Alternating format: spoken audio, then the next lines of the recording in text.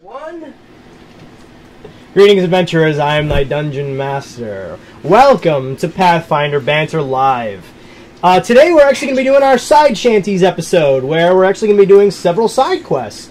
Now, they're all going to be very personalized towards each other, so it's basically going to be role-playing with me and the player. So in some cases they're going to be role-playing with me, in other cases against me. So I'm a 9-year vet, so it should be kind of fun. I have rarely done personalized side quests, so bear with us. Kairos is actually going to be a little bit more of an experimental thing, so look forward to that, because we're not going to do that one today. But we're going to do a little something a little bit special with him. So be looking forward for that one. In the meantime, please enjoy. So who's up first? First up is Malachar. Malachar, take a seat. All right. And the Peanut Gallery is going to be watching as we do this. They'll hear occasionally. You'll hear them occasionally laughing and that kind of stuff. Really? Drew gets a personalized warm-up. No, you got to warm up, dude. You got to warm up. Everybody looks forward to this. Right into the camera. Right into the camera. Into the camera. I got some gum though in my mouth. Yes, do it okay. good. If you spit at the camera, even better. Don't spit on me, Drew. I'll try to. Wizards. Wizards. Wizards. Wing!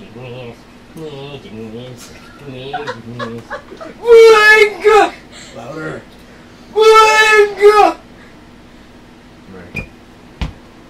Well done. I don't know if I'm convinced. Okay. Now I think he is in character. I don't know. I think he needs to blink one Give more us something time. to do. blink. You got to get like the neck vein. Like I always point this out. Every time he does it really well, his neck vein. Oh, by the way, can I?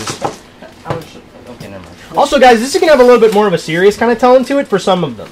No, some of them we're gonna have some serious moments. So I've asked the party that they would kind of be respectful and not crack so many jokes during those periods. Because I know, like a lot of us, when it gets really intense, we like to diffuse it with humor.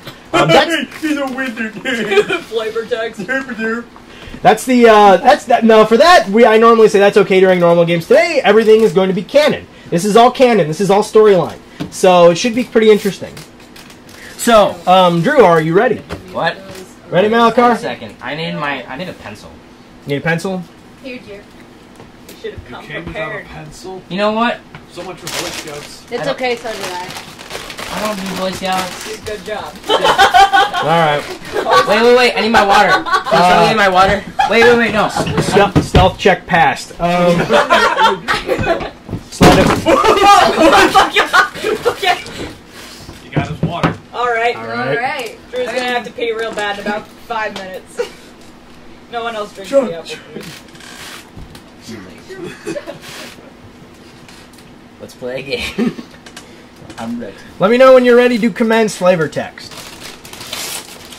By the way, this flavor text is for everyone. No, don't worry. We're just watching every move you make, every breath you take. Alright, there's Sting.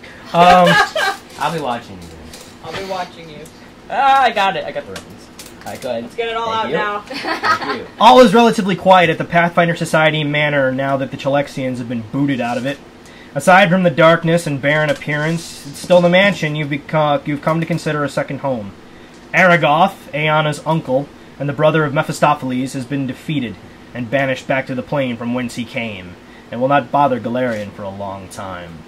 When an outsider is defeated on the mortal plane, they are simply dispersed and banished back to the home plane, very much weakened and unable to exert much of the power, however considerable. The most important thing, the Pathfinder Society Manor has been freed, and the Chalexians will need to find another location from which to summon their hellspawned allies. This task will certainly not be easy, given that Jairus Avalorn, Nero's friend and Pathfinder wizard, has the city under constant watch for any sign of summoning circles necessary to bolster their ranks inside the city. You've indeed struck a fine blow to the Chalexians and their Inquisition Gestapo. Furthermore, upon stepping outside into the courtyard and scanning the horizon in the storm-racked sky, the Cathedral of Desna has a massive symbol of a raven, written in violet fairy fire, signaling to the people below, there are still people who will fight. There are still people who will not stand idly by while a heartless occupation strips them of their freedom and lives. There are still heroes in this city, and they will not bow. However, you are not quite safe yet, as the magical field that protects the mansion has been altered to only accept the abyssal forged seals that Blackjack retrieved from several Inquisitors. While discussing a possible spell to alter it, lightning arcs across the sky, illuminating the caped form of the Raven, who lands gracefully beside the party. His void black armor stained with devil blood. He informs you that the magical field has indeed been altered by a mage strong enough to transmutate the properties on the door, and allow it to only accept the seals only you possess. After a few moments, Malachar and Jarrus successfully alter the properties of the door, turning the gates void black, and the symbol out front becomes a startling winged raven in flight. Nero holds out an outstretched hand, and in the palm of his clawed gauntlet are 6 black iron seals, with the symbol of the raven on one side, and on the other, an image of a more personal significance. Twin axes crossed above a vertical greatsword with a bladed whip ringing around the bladed weapons, and below 2 ethereal hands emitting arcanic energy that wreathe the emblem in fire and lightning. These are your new seals, and for some of you, you might recognize that seal, or at least you will soon. These are your new seals, and without a moment's notice, the field is closed, and you are sealed inside. Safer perhaps than anyone in the city who dares oppose the might of the diabolic empire of Cheliax. A day goes by in quiet and somber cleaning and organizing of the reclaimed Pathfinder Society manor. Much of the artifacts and equipment have been stolen or destroyed, with little left behind of use. The contents of the library have been taken outside and burned in a pile with a visible stake in the center. The remains of charred human flesh are still left on the charred pole. The rooms have been picked clean, with little remaining from when you were last here. Only a single bed in each of the 6 rooms to give any clue that it was once a bedroom. Nero quickly reveals to you how all the Pathfinders escaped the mansion so easily. It turns out Nero may have subconsciously known he was being dominated and controlled by Aeana, and as such took great pains to hide from her a secret passage in the Raven's own room that leads directly to the largest of the Raven's nests. From there, you can begin to re-equip and refurnish the desolate mansion. Hawke has been in the training room since the beginning, neither eating nor sleeping. Instead, she does what she's always been doing, training. This time kicking the hard steel armored dummy with nothing but her bare feet and leaving inch-thick dents in the plate mail. Jarrus stands at the small scrying table he brought back from the Raven's Nest, and spends his time scanning the city for any sign of outsiders being summoned. Rhaegor aids you in the cleanup, picking up large planks, 5 or 6 at a time, and working to refurnish the living space in the main room, with furniture brought from the nest. On his last trip, he brought 2 large barrels of spiced rum and 6 tin tankards, offering each of you a swig from his best stash. And finally, Nero simply stands at his window overlooking the city that he has sworn to protect, burned and taken by invaders. Another failure to add to such a long list, but one that will be rectified soon enough. But not today. Each of you has more personal business to attend to. Today each of you will confront your past and look to your futures. Today is side quest day. Yay! Ike was summoned early by Jarrus, who said that he wanted to show him something. A hidden storm gate that could send you any place on Avestan as long as the tides were right, the moon and stars were aligned, and a raging tempest was offshore, which conveniently all 3 were. No plot convenience there. When Ike returned some hours later, he came back with a somber look on his normally jovial face, and in his hands was a small lute carved from chestnut. Written on it a small inscription that reads, "For you, Ike, my most treasured blessing. May your heart be filled with music and your world filled with song. With all my love, Mother." Oh.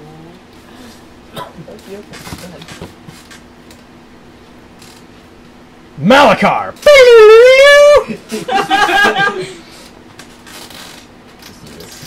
Right. I think that's a swish of whiskey. You're Pathfinder Banter brand apple juice. We don't Sponsor know. us! We should just start replacing the labels on everything with our logo. That would be great, I actually. think that's I would illegal. How are they ever gonna know? I don't know. The Raven's library is mostly tactical tomes and monster manuals, as it turns out. How to slay up Arghest, dispersing wraiths, boggles, cruels, and people of the toadstools, and phantasms in 30 minutes or less.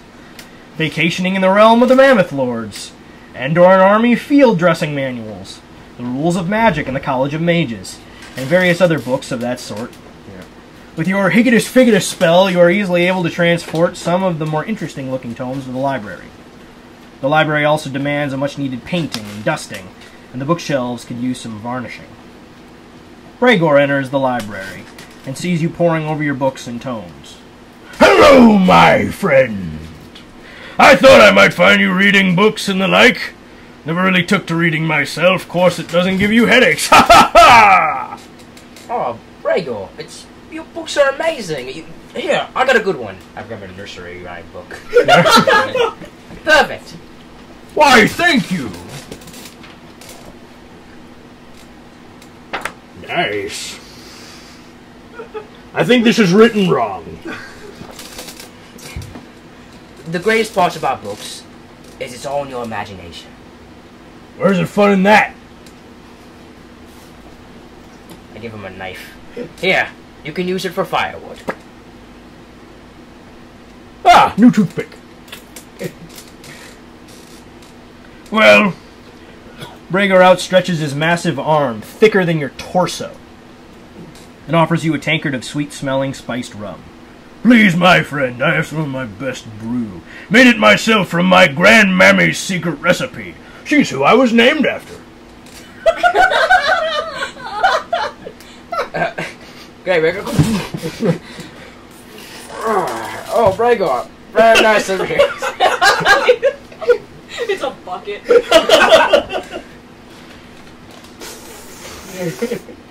Delicious. Roll sleight of hand. You drop it on yourself. Roll strength. Okay, I rolled a 34. Somehow you pass. Alright. Right as you're about to drink it, suddenly you vanish. Oh! Leaving Bregor sitting cross-legged with a bewildered look on his tusked face. Well, if you didn't want some, you should have just said so. He said before guzzling down the tankard in one gulp. However, unbeknownst to Bregor, the young mage was not the one who cast that spell. Where am I? Perception? Malakar, roll perception.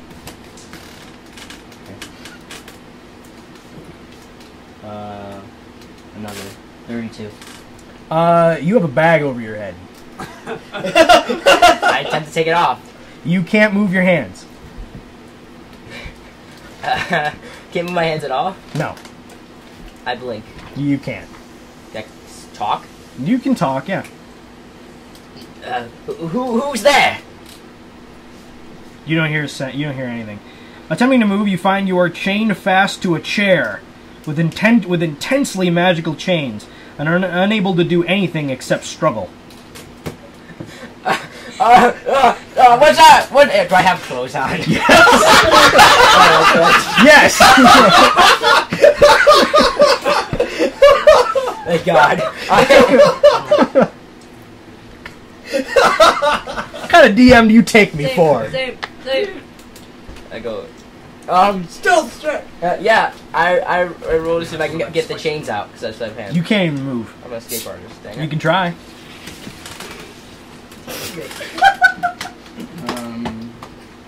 Sorry. I regret picking this I one. rolled a 22. You fail. You're just like... And I can't see, so. roll perception on smell. I smell climax. Incense. 32. You smell chestnuts and lavender. It's a familiar scent. Is Archimedes still with me? You don't know. I yell Archimedes. Archimedes! The bag over your head is removed, and you find yourself looking up at a very beautiful young woman. Do I recognize her? Oh yeah. A green and blue jerkin, and a long matching skirt, which she twirls around, almost dancing around the hut you find yourself currently captive in. The hut is small, but it's quite clean and orderly, with beautiful paintings of dryads and satyrs dancing on the walls, and after staring at them, they almost seem to move. On the far wall is a beautiful carved table, on which is set a full alchemy set, the equipment already bubbling, spewing some unknown concoction. The young lady dancing about is certainly gorgeous, with pale, perfect skin and red, full lips. She smiles at you with her bright magenta eyes, widening to an expression usually found in mental patients. I don't smile. Aside from her eyes and petite figure, however, her most beautiful feature has to be her near waist-long pink hair that cascades down her back like a waterfall. Malakar's eyes go wide in terror, for she was the girl he stiffed at the annual wizard solstice dance to go hunting water nymphs with Archimedes. The girl who basically stalked him all throughout his years at the wizard college. Who was also insane and sometimes trying to kill me. Not a good version of person. She has somehow found you, teleported him to her hut in God's only nowhere, and now has him chained to a chair. Before he can speak, however, she straddles him and plants a big, wet, open-mouthed kiss on his lips. Malakar's eyes go even wider in terror. How did you find me? It's more like... Can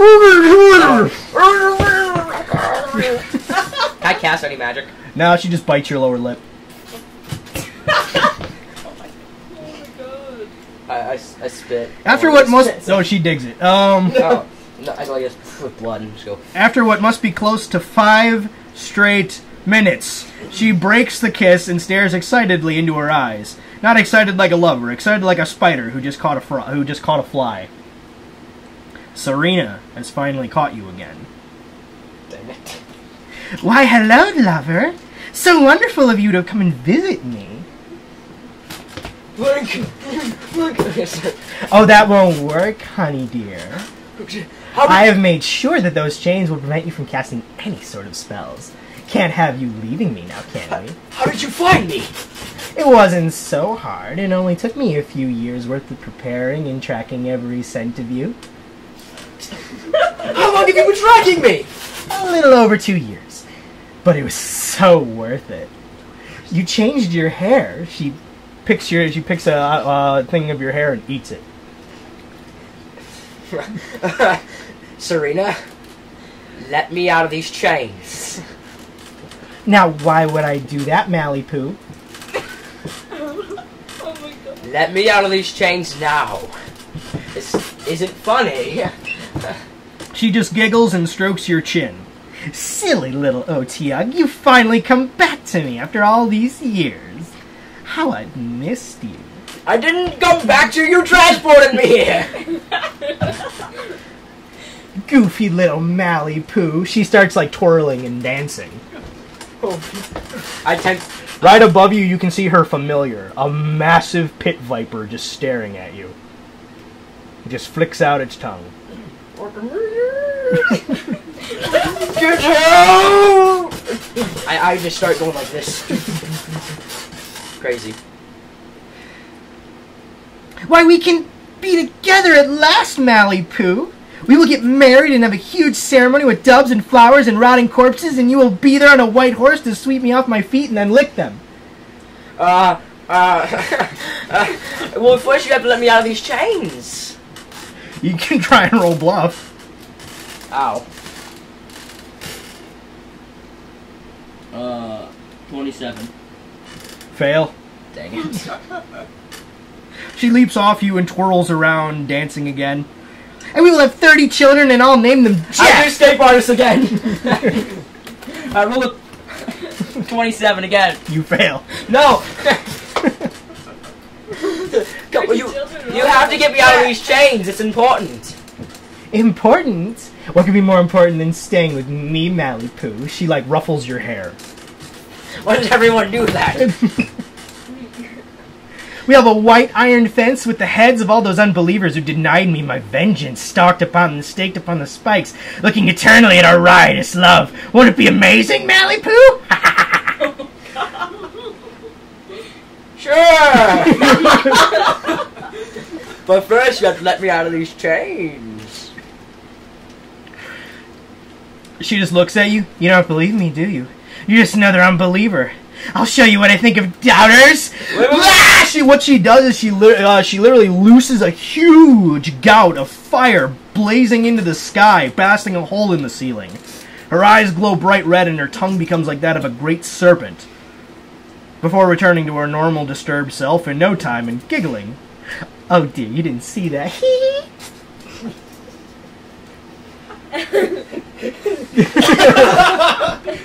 Oh, you know me. Of course. No, I never would have seen that. Of course. Okay. Then what do you want to do now, Sweetums?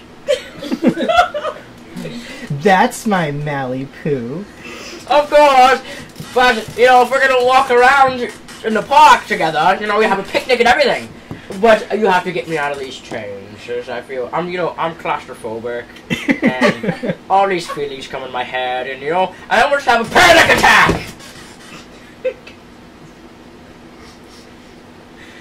Okay. She doesn't buy it. Dang it. She gets down on all fours and crawls seductively to you. I close my legs.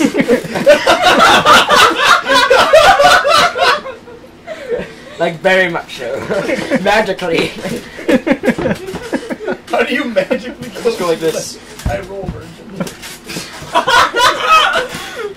No! You did. She,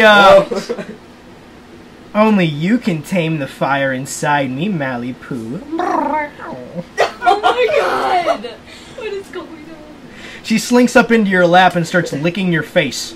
One sec. People at home, you know, the TDM, I want to tell you, he's my brother. So,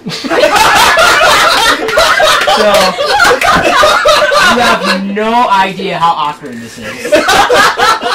Alright? I just want you guys to know this. How I feel right now, okay? Back to flavor text. Flavor text, I'll say. It's getting spicy. The flavor text is too spicy for me. You need to distract her. You need to figure out something. Yeah, she's licking your face, just meowing. Archimedes! She just, like, cups your mouth. She looks... Okay, now you actually glance down. Roll a perception. 33. Okay. Okay, you look down and see Archimedes under your chair, who puts his prime feather up to his beak and shushes you. Just...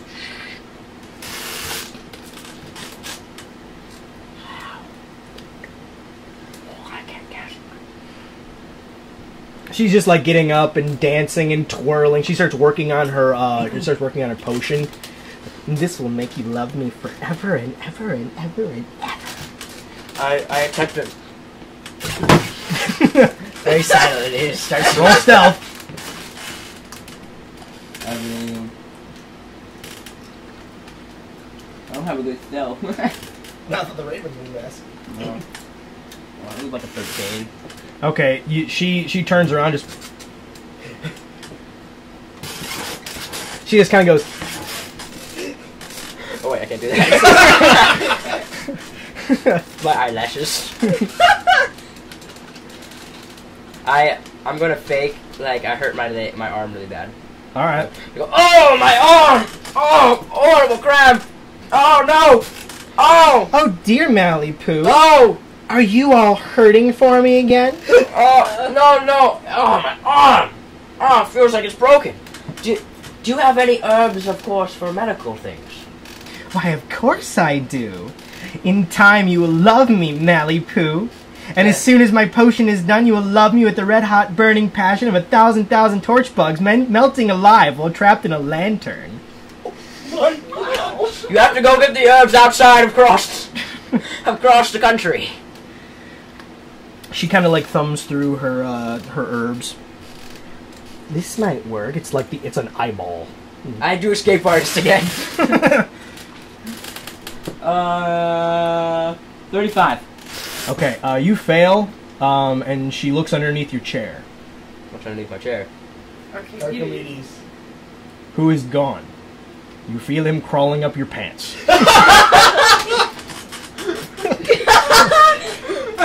Oh dear, Malibu, you are excited to see me.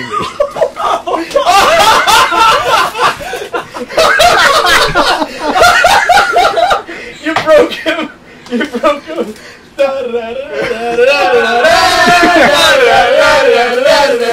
Hold on, wait for it.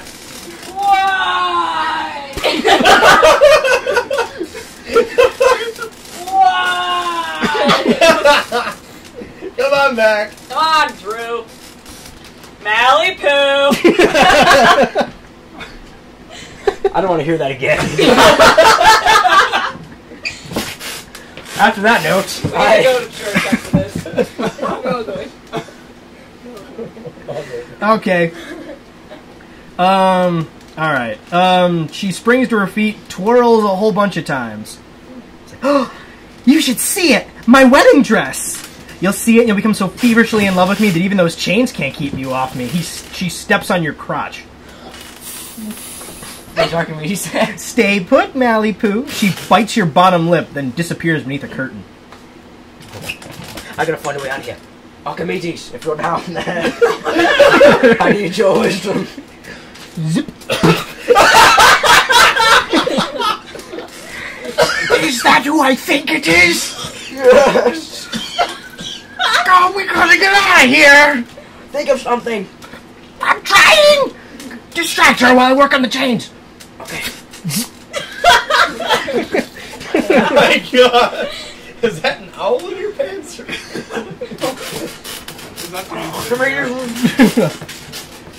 Archimedes actually crawls out the back of your robe and he starts working on the chains. I attempt to do a little bit of. Alright. Alright. I'm actually gonna roll escape artist for Archimedes because you gotta distract her, like get her talking. Yeah. Is she there? Yeah, she's behind like a curtain, just changing into her dress. Oh, 1 second, Serena. What is it, Malibu, my dearest Snookums? You can't change into your dress because you know the rules. I can't see you when you're in your wedding dress. It's bad luck. Bad luck. Both of us know we don't believe in luck. We're magic. Yes, but So much magic. I think of an idea of instead of bad luck, more like tradition. Because you know me, I'm very traditional. She buys it. All right.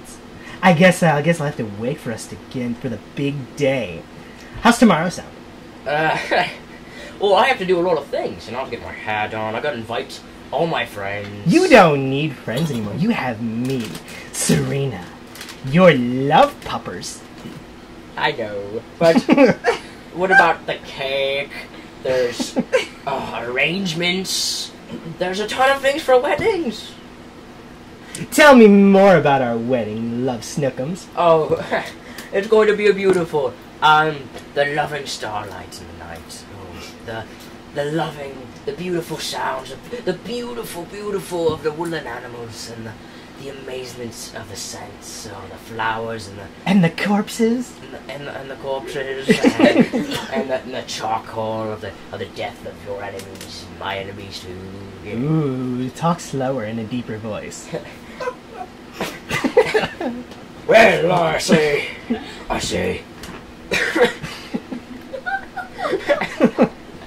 Serena! I see. This voice usually gets all the girls I hear. Oh, do you want me to talk like this, mate? So I talk. This is a very fine voice where I come from, really. Or do you want me to talk sound and beautiful to That's you? perfect, my sweetness. Sound and beautiful to me, mate. Is that perfect? Mate. Okay. Really awkward. Beautiful. The lock opens. The amazing of your beauty and Oh, you don't know what? Oh, what are you gonna make for the cake? She bursts out, twirling happily in a bright pink gown. Well, what do you think of me, Malibu? Oh, you're beautiful. Wait, you need a hey, what's it called? On your head? Veil. Veil. You need a veil. But I'm not supposed to be in my wedding dress, my Snookums. Well, I want to see the veil doesn't count for tradition. You know what I mean. I want to see the veil, but you have to go outside. And can you make it outside? I already have one. I'll show you. She disappears behind the curtain again. I attempt to do it stealthily. Alright. Oh wow, I rolled a 23. You pass. Did I get out of the chains? Yeah. I blink out my Archimedes electricity. just... I blink out of the house. Okay, you're in a barren swamp.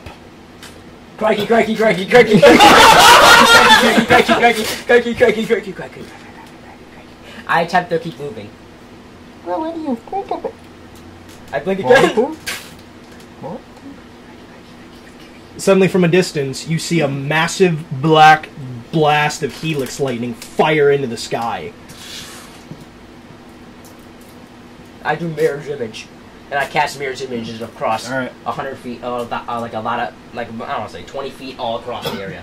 You actually end up in a giant swamp with dozens of headstones of numerous lovers strewn all about. It's obvious that both of you would probably be evenly matched. I keep walking to the swamp. I say crikey.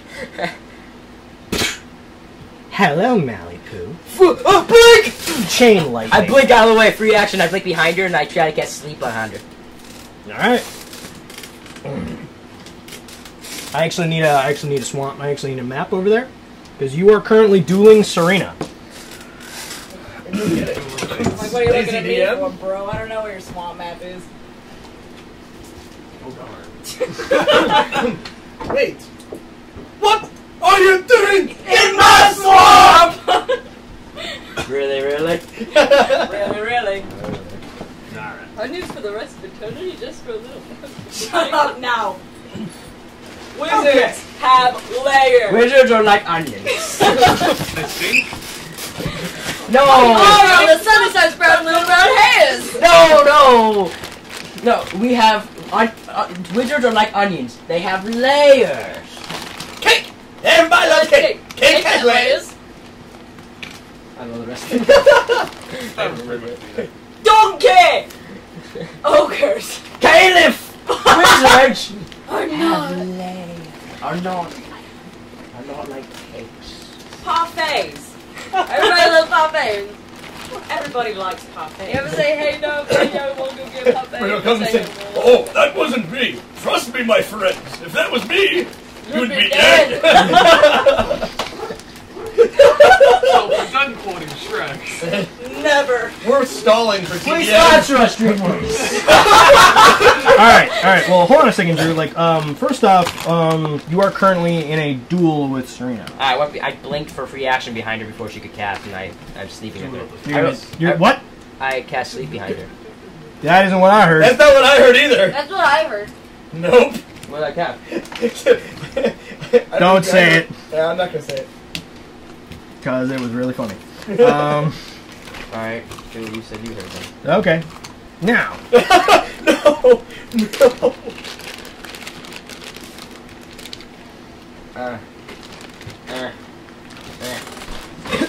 Hello.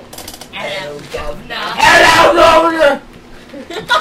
Get back to this. okay. Well, what's your strategy here? Ow. What's my strategy? Kill her. For right and for all. You need a cough. Oh god, you're gonna die during a side quest. Oh, by the way, death is a very real option. What? I didn't sign up for this.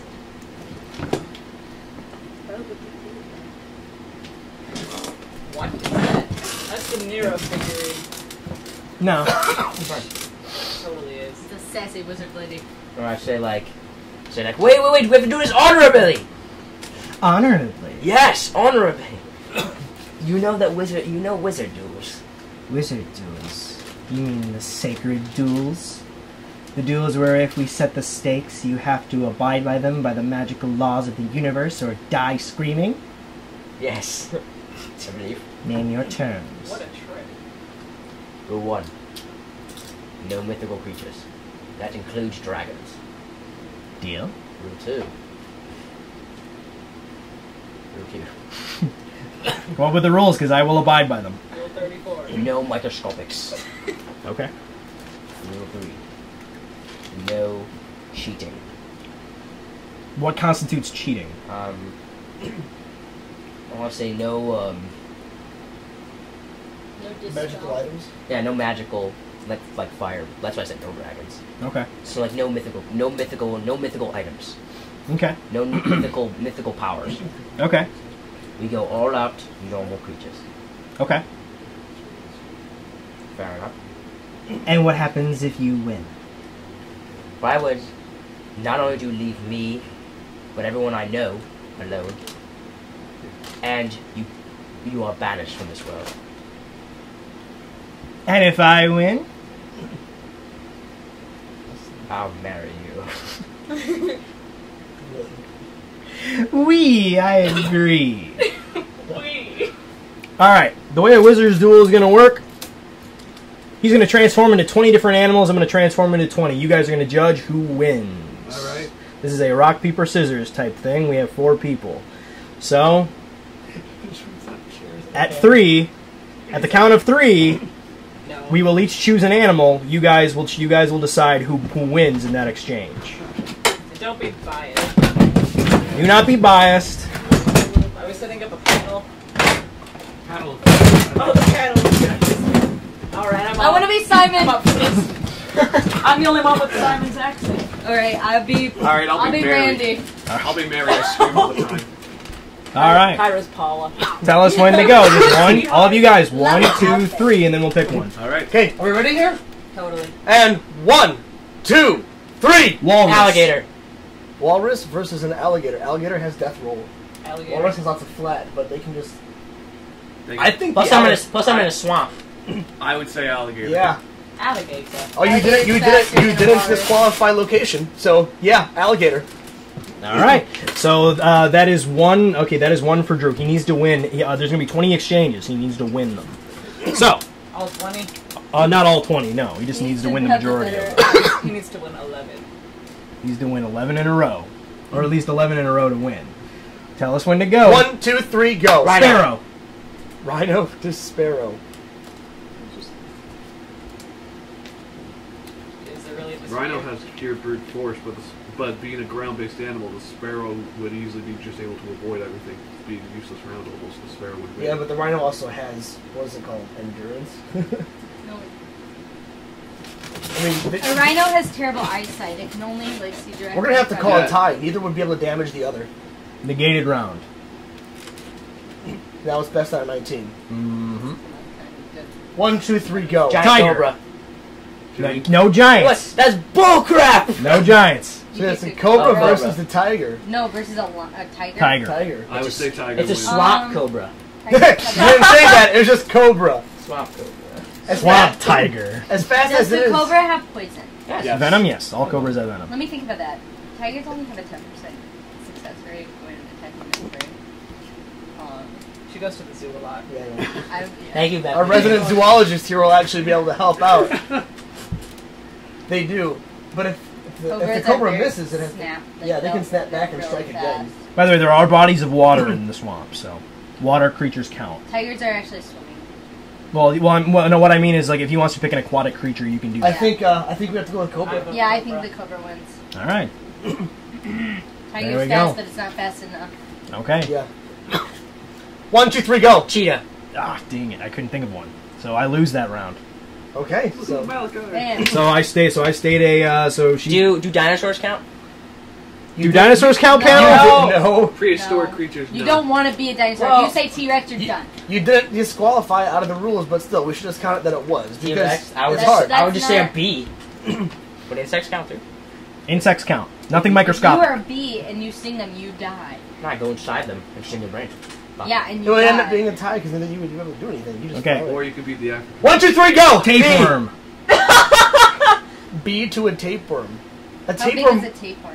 It could get massive, but it can't. It has to have a host. It wouldn't get inside. Ooh, yeah. The sting of it. Basically, that tapeworm's pointless unless it has a life source, right? I just Yeah. fly around. Yeah. I mean, Okay. The Yeah, tapeworm so- would die without a host. Die, because no yeah, it would tie because you really wouldn't do anything. Yeah, Tapeworms are microscopic. No, They're they're not not. microscopic. Yeah, They dingus. can fill your entire intestine. They have a host, not randomly. How big is a tapeworm? Yay big. Like a Starting out, regular yeah. Welcome to Pathfinder Banter, where we argue about the length of tape. So another tie. Are you keeping count? I need a pen. I'm winning so far. I have a pen. Get a pen. Because we have 2 ties and 2 wins so far. Mm-hmm. I haven't won a single exchange yet. So, we got Malibu. I want to hear that crap from you guys. Totally Matt can fit in. That was tragically beautiful. Okay, so we have Malibu versus It's not my name. Sari Bear. God. Alright, I'm gonna show this video to our managers. so we have Mally's 1-1. A draw counts as a point, but they both get a point. So, and they each have 2 draws? Yep. 2 draws. 2 draws so far. And So right now it's 4-2. 1, 2, 3, go. Puffer fish. Pufferfish versus a green leopard. Pufferfish has Well, to stay in water. I don't really know how you could... Okay, you can specify his color, I guess. It's magic. They exist. Green leopards. There is a snow leopard, so.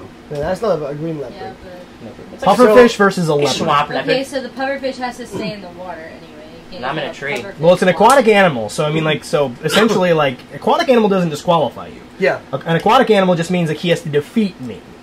The second that he would get into the water, though, it would feel hostile and it would inflate. The pufferfish would kill him because the poison right away. Yeah, and your I'm in cat a won't- tree. I'm No. a leopard. Well, Yeah, no, but you, you- you gotta you're fight. draw. They They're gotta trying to fight. fight. Okay. Yeah, If and the if leopards- you get in the water, you'll drown. Yeah. Basically. But even if you try, the second you disturb the water, the and the pufferfish would pufferfish freak will out. inflate and Aren't they spike poisonous? You also would Yes. have no experience against it, so pufferfish wins. Pufferfish wins. Right? Sorry, buddy. Yeah, I think so. Alright. Okay. They are poisonous. 1, 2, 3, go. Sea urchin. Lamprey. A what? Lamprey. Sea urchin. It's like an eel. It's like an eel Oh, with yeah. a giant sucker mouth. This is a sea urchin? Dude, Sea urchin. the sea urchin would win because they tried to get it out of there. You Yeah, would die. totally. Yeah, sea urchin wins. Okay. Go. Falcon. Bald eagle. Dang it. Oh, Falcon is purely based on aerial combat. He would know. An eagle is taking out prey on the ground. They look for the ground. Falcon would win. Okay, Barathas has got to fight Kyra right now. Go. Codename Eagle, codename Falcon. Pick an animal. Both of you pick an animal. Well, no, guys, like, it has to be, like, it doesn't have to be unanimous, just who would win. Falcon versus Eagle. I would go Are with they Chad fighting in the Falcon air? because Yeah, they're the Falcon- aerial. Well, They're and not it's obviously in the air. It's an aerial. Yeah, a Falcon would go at him before the eagle can even make it to the ground. A Falcon would win. They have the Falcon dive, which pretty much brings them to terminal velocity. Yeah. They could take out an eagle with one hit. Their speed, yeah, they would get above. Falcons always are above, even eagles. So yeah, Falcon wins. Okay. 1, 2, 3, go. Scorpions. Hippopotamus, scorpion. There would not be enough venom. Yeah, Hippopotamus would hippopotamus. flatten him. Yeah. Hippopotamus steps Yeah, on you. hippopotamus. Don't sound like freaking hippopotamus.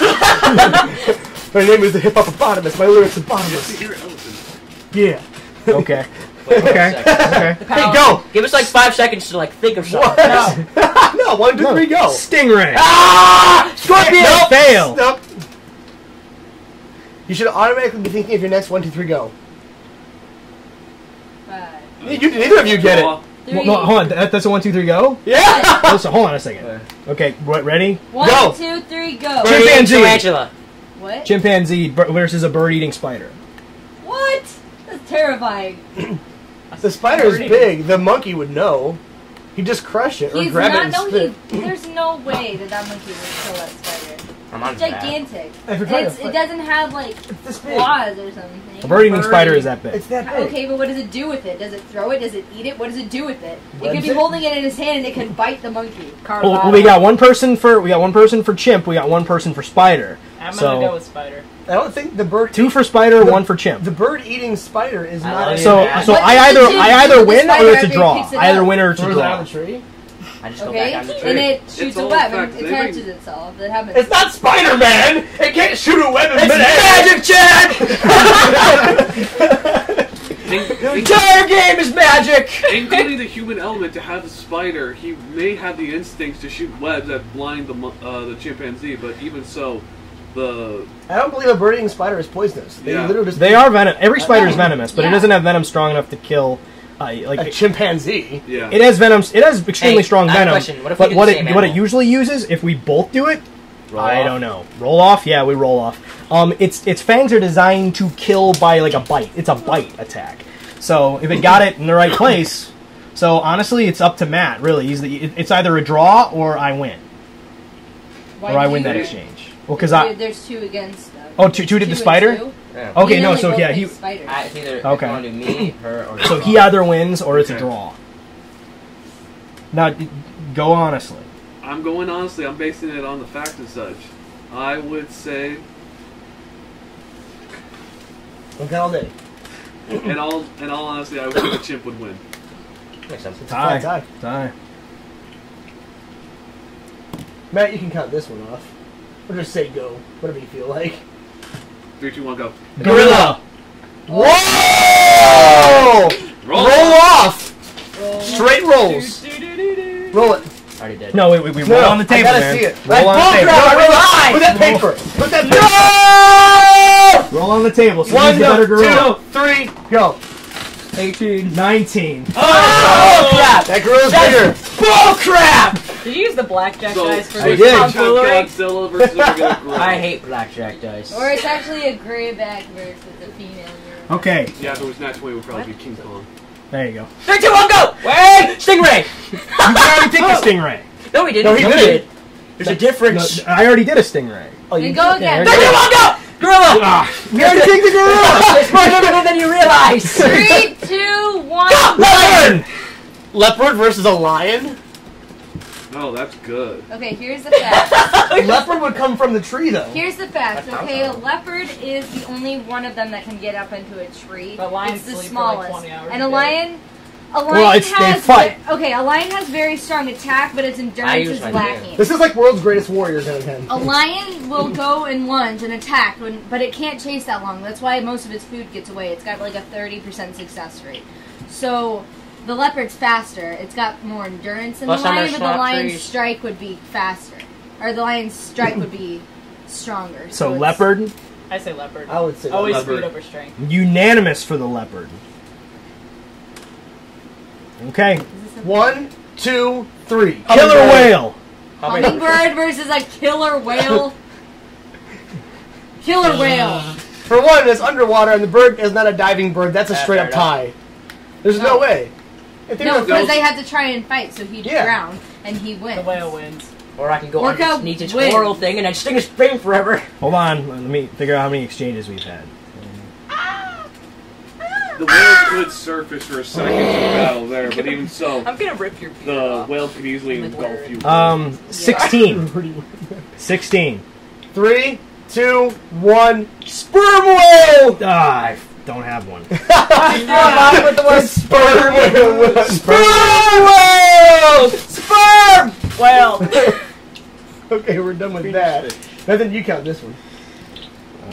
Oh, okay, ready, guys? Wait, give me Shut some time. don't give him No, warning. you don't get any time. 3, 2, 1, go. Giant piranha! Piranha and swordfish. Piranha. Dude, piranha, Piranha. ferocious. It would start taking bites up before the swordfish could But I'm attack. faster. That's No, not true. swordfish is faster. Swordfish is definitely faster.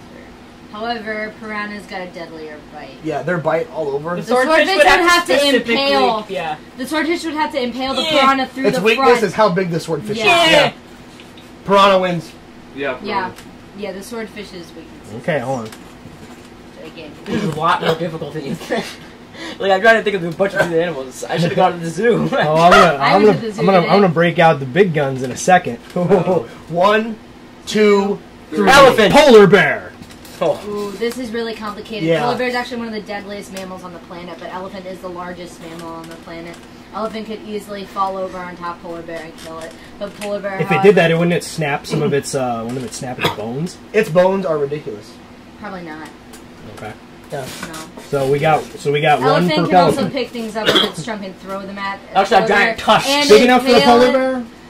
bear? They can pick up logs, like big things. Their Like, trunks are extremely Prehistoric massive. animals don't count? Like, what kind of prehistoric animals? Dinosaurs. What about Ice Age? Anything that's extinct. You mean a mammoth? Like a Like saber. a If it doesn't- mammoth or A saber-toothed A tiger is saber-toothed extinct. tiger. Don't those things actually exist in Pathfinder? They do exist in Pathfinder, but we're going for conventional beasts. Yeah. But however, No speculation. polar bear is extremely aggressive and extremely good at killing things. So it's kind of You're saying draw? Yeah. I would think so because really it's slow. am. For how? Yeah. I would bet more towards I the think the elephant polar winning, bear. I would lean toward the elephant. The polar bear. It takes like 8 lions to take down an elephant. I know this because I watched this on Natural Wild. So Elephant. one polar bear I think- versus one like 2-ton elephant is. They say elephant. I say golf. One out, one. Majority is elephant. Majority is elephants. Why am I nervous? Okay. I can't think of creatures. 2, 3, go! Vampire Butterfly! Vampire I bat. said a Versus butterfly. the butterfly? Dude, vampire bat. Vampire I bat. eat butterflies. I don't know what to say. Butterfly. They eat insects, though. Valerian mosquito. A mosquito who just. Alright, that is 20 exchanges. Who won the duel? The winner of the Wizards duel. Malibu Malibu. with 11. Wins the Wizard duel Exactly. by 1 point. 1 point, you win. 1 point. Get back up. Careful. And with that, panel's over. Everybody back to your seats. That was a cool wizard duel. That was really cool. With that thing about where it came from, or so help me. Boom, boom. I'm glad I like that this my interaction. facts finally came in handy for this. Shoot. Good job, everybody. Does she turn into a dragon? I turn into leprosy. I turned into leprosy. Alright, that'll be the last exchange. So yeah, that'll be the last exchange. She cheats, turns into a turns into a dragon. Do a role play. So I go. You lost this round. Not quite, Malibu. Turns into a massive pink dragon. Totally sweet. I turn into a mouse. She breathes fire. God. Malibu. She's the dragon from Shrek. Hello, madam. No disappearing. I am not disappeared. I have turned into a highly contagious disease known as leprosy. What? That's cheating. No microscopics. No dragons. That's not fair. It's fair, my book woman. I give her leprosy.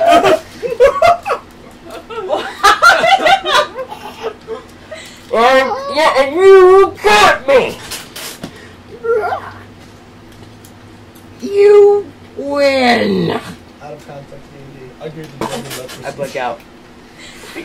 She stands there, she just sitting in the mud, just weeping. You're victorious! You finally defeated Serena in a wizard's duel, and bound by the laws of magic, she must abide by the terms of the duel. She simply kneels in the mire and weeps, inconsolable. She's like, Why? Blast myself. I get a rose. I magically enhance it. Just so it has my scent. she suddenly leaps into the air and transforms into a great hideous wyvern. I'll show you, Malibu. You'll learn to love me, and then you'll come to find me. I will tear down everything you love, Malibu, until you have nothing left to love but me. She screams and flies away into the distance. Now, how do I get home?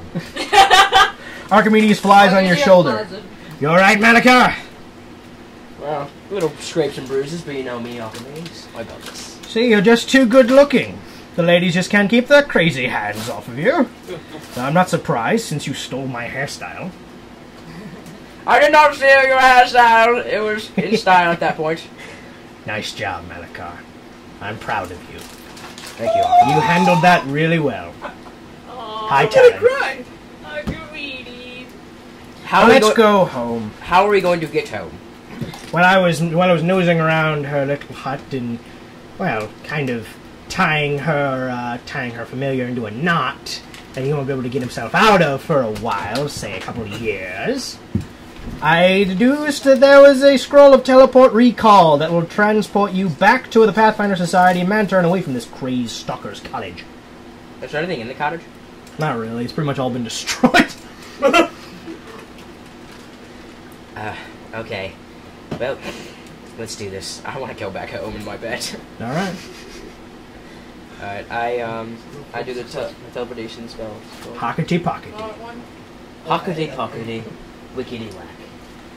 Let me get home. In a while, I'll be back. You are back. Hello, Malachar! You're back! Brag off! I give him a huge hug.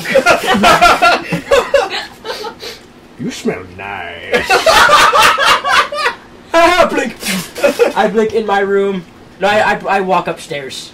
Malachar, you have earned the ability to transmutate yourself. You can transform into animals now. And if you make fun of me, I'm turning into a dragon. No mythical creatures. I'm turning into a polar bear. Malachar, 5-second rule. 5-second rule, Barabbas. 500,000 bonus XP. What have you done? Oh! That was incredible. So wait, did they see me coming up in my room? You blinked in your room, dude. No, I just walked up the stairs. Alright. We have no clue what happened. I open my door, shut it behind me, and then fall on my bed. Alright. I don't want to travel anymore. And that was the story of Malachar finding love. Intermission.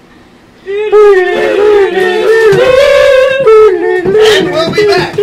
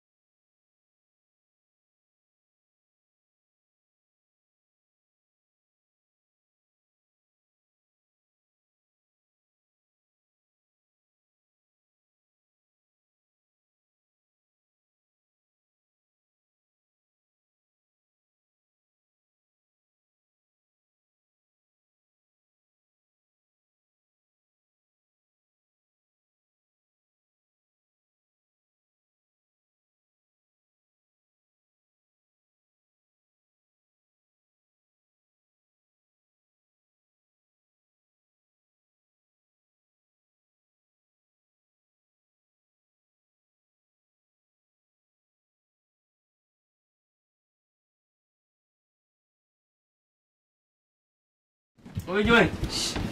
Everybody, the DM's kind of gone, so now we're going to do confessions of our favorite or not favorite moments of the DM. Personally, my not favorite moment was the first Kobold game when he came in with chicken wings and ate before the game started and had chicken wing juice on his face, on his codex. One of my characters had chipotle grease on it, like chicken chipotle grease on it. Who's next? My least favorite was when he did the maniacal goofy laugh. Oh my gosh. The worst moment of DMing. Ooh, I'm sorry. You got it! Oh yeah. How about the fact that he didn't tell me that Acid Edge was black iron? Oh yeah, after we already did it. After. I'm not complaining. I love it. Okay. And that is how babies are made.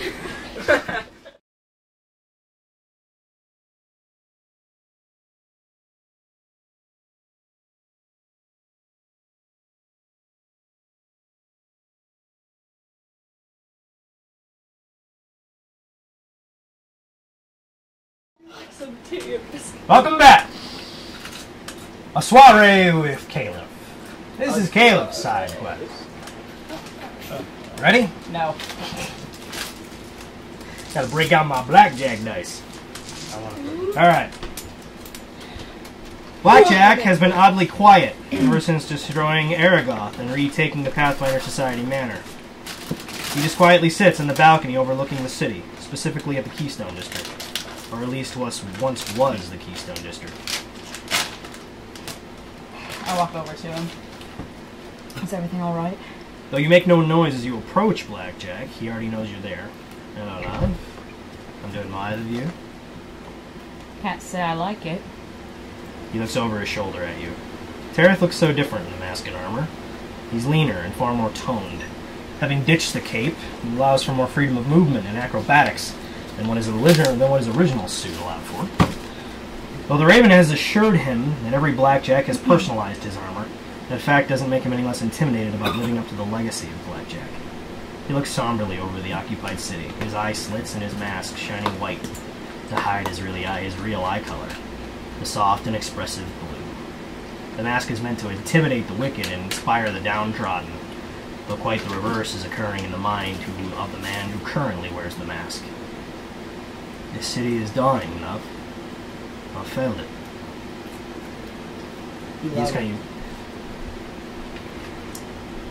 He says, this city is dying, love. And I failed it.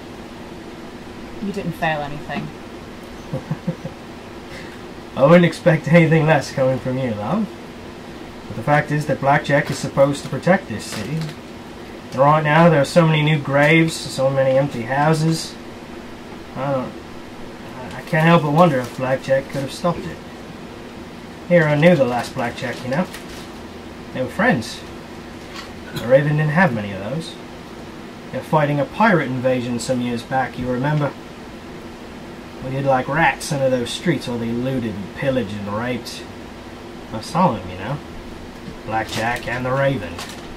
Like dark angels, they swooped out of the sky and cut down a dozen of the brigands. But one got lucky. Shot Blackjack through the neck. But still he wouldn't go down. He saved 6 pups that were huddling in a barrel before he fell. Told Nero to take his mask and his weapons and choose the next Blackjack, because this city would always need a hero. That's me, I guess. His legacy.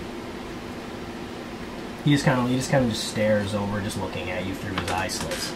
They're white, but you can feel his body language, his aura. You don't really believe that, do you? I think you're the one who's more worthy, love. After all, the Raven gave you Blackjack's favorite weapon. Which one? He glances at the black dagger hanging at your side, acid edge. What, this? Yeah.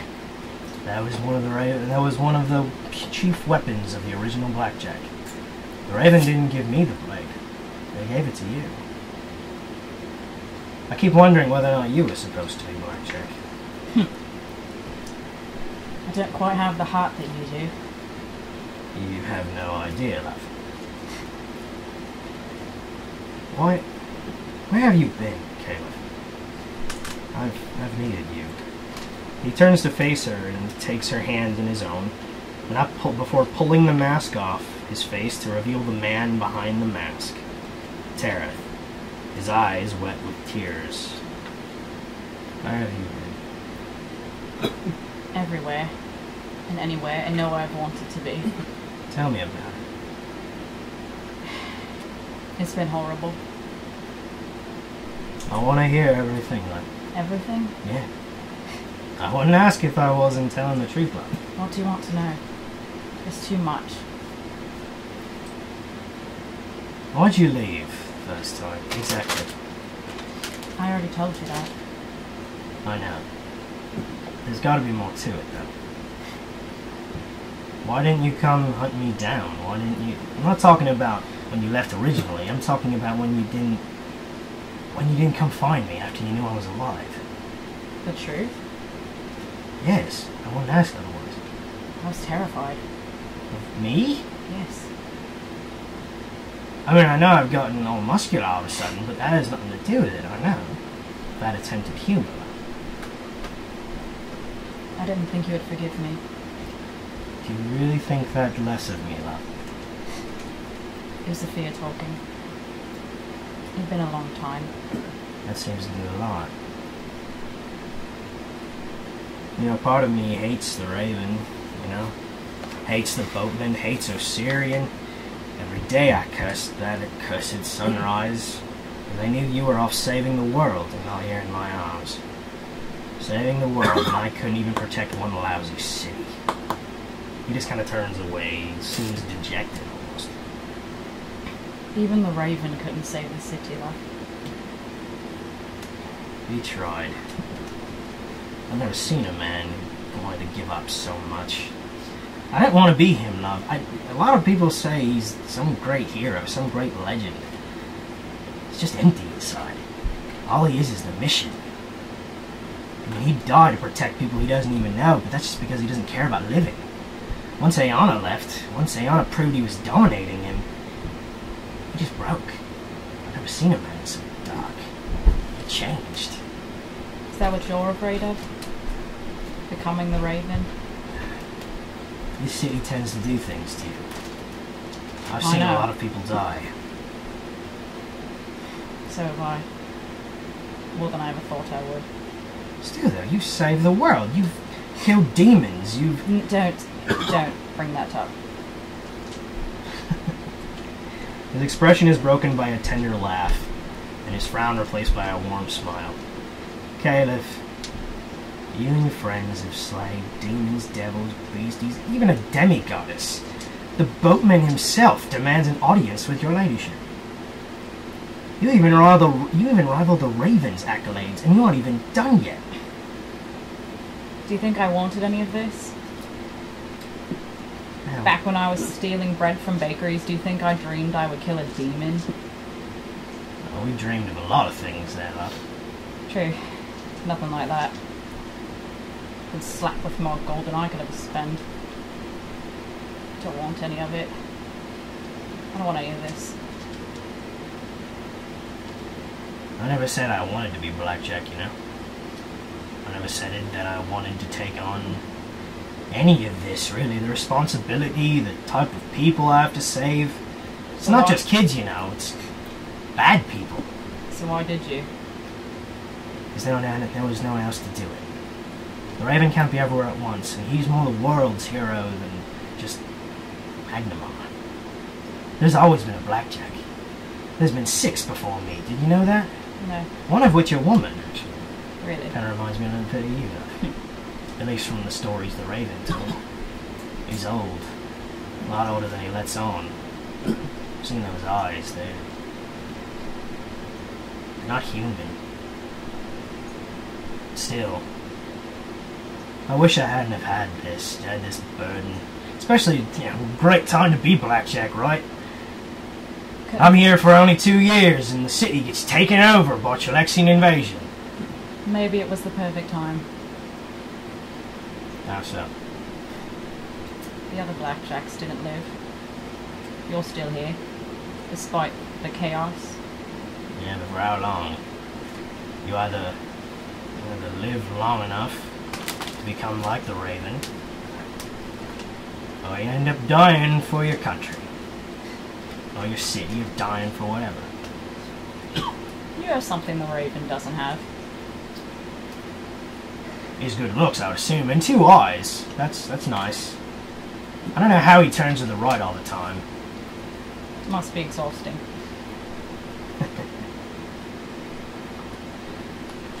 Well, tell the boatman to save an extra seat on his skiff, because I'm not going without you again. I'll swim the Styx behind you if I have to. Besides, better view that way.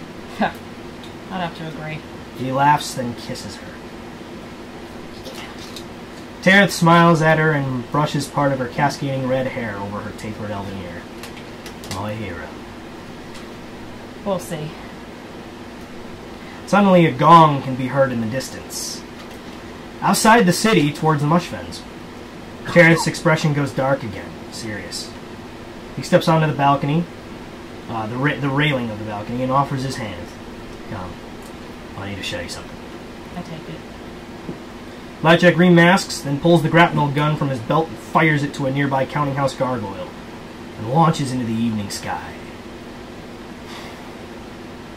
Where are you taking me? You need to see something. There's a lot that's been going on in this city. Effortlessly and gracefully, you both run, dive, zip, and grapnel across the city. Like poetry in motion, you move together, so in tune with each other's movements. You perform a rooftop ballet across buildings, along walls, through the sky. Chilexians have done so much. Chilexians have taken so much from this city. People we knew are dead, people we didn't care about are dead. People we thought we didn't care about were dead. This is more than just a war. This is a massacre. This city needs Blackjack. I'm worried it doesn't need me. There's a difference, you know, left and less. I'm not the Raven. You're all right in that way. The Raven and Nero are the same person. Blackjack and me, we're different. Blackjack's a legacy. I just want to be Tareth in the end. You know, eventually settle down, raise a few pops. I don't think. Adopted or otherwise. I prefer adopted, maybe an orc. Tall. Taller than me. Taller than you. You could just adopt Bragel. He just laughs while sailing through the air. Finally, after only a few minutes, you arrive at the city gates. Blackjack perches on one of the 4 gargoyles that loom atop the towers that guard the walls from orcs and beasties. Below you is a truly hideous sight. A massive mass grave with what must be 4 dozen corpses inside it, stripped and broken, piled atop each other like mourning rubbish. Men, women, children, and infants all piled and left to rot. Beside the grave are 5 inquisitors, each wearing breathing masks shaped like a vulture's face. Appropriate. This is what they do to people. This is why this city needs hope. The sight is more horrible than anything you have ever seen. You've seen demons, you've seen devils, you've seen monsters, but never this. Never innocence. The bodies of so many women and children all piled like trash, and for what? They're not soldiers. This was no battle. It was a massacre. They wheel out another wheelbarrow of corpses when suddenly your eyes catch something. Roll perception. Let's see just how much you see. Nat 20. Okay, on top of the fresh piles of corpses is the body of a young, red-haired, half-elven girl with an Inquisitor bolt lodged in her shoulder. But upon closer inspection, she's still breathing.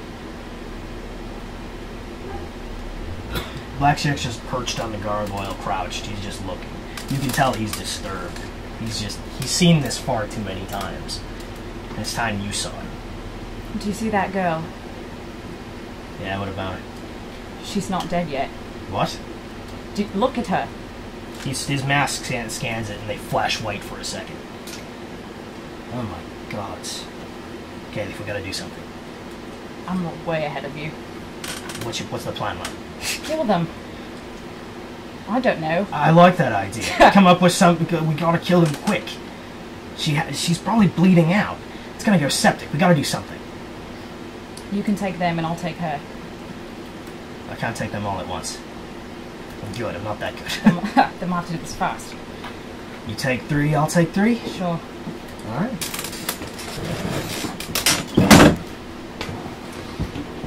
Alright.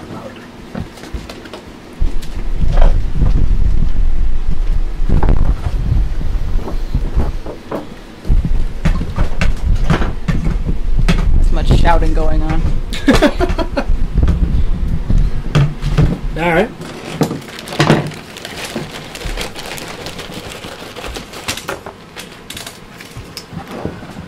I might as well just leave all this stuff out.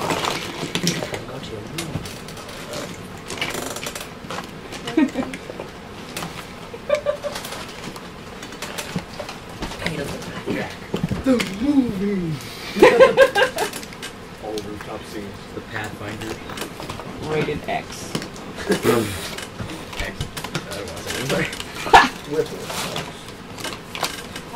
I don't know, Malachar. I'm pretty sure like your segment was probably the most mature. Like, Mine? out of this entire campaign. Okay. It was so awkward, man. That was tragically beautiful. That was amazing. It was incredibly awkward, though. The best thing that ever happened on live YouTube stream. I swear, if you call me Mally, Oh, anymore. do you prefer that one or what was the other one? Pork chop? No, For pork chop? Pudding Belly. You call me pretty much right now. I was like a clown shoe and I was like a spider. Were you afraid of Matt? I'll make it happen. He's not gonna tell you anymore. I'll make it happen. I'm afraid of cotton candy. I'm gonna call Green Lantern Hal Jordan. I'll afraid of There you go. I'll make sure you're not afraid of him. I was literally like the scarecrow cast. What? You see clowns jumping around your head everywhere you go. I don't think you understand the depth of my fear. I'm gonna bring a banana spider here. A banana spider? Probably. In our little freaking threaten everyone in this entire room. Can you stop at banana? Including myself. I want a banana. Banana spiders are like the most venomous spider in the world. Actually, technically, the black, Daddy long legs, but his fangs are but the fangs are so tiny you can't pierce your skin, so that's why they're black. Vincent once made one. Even that venom, though, that's in their little bodies. Can't really do any harm if you get you can not that new note or not get him, right? So you gotta talk. Even though it's like expensive. Omega. My soap dish got phone call. I moved the mics, but you guys face each other. That's a fun story. Stephanie, you know Vincent, my cousin, he had a daddy long legs. I know. You told me. Alright. Spider-Man. Next intermission, let's have all this part done. Yeah, I will. I can't find it. Can't find Not what? in my phone. Oh, sanity. Yeah. You backpack? No. Oh, stick. Okay. Ow! That.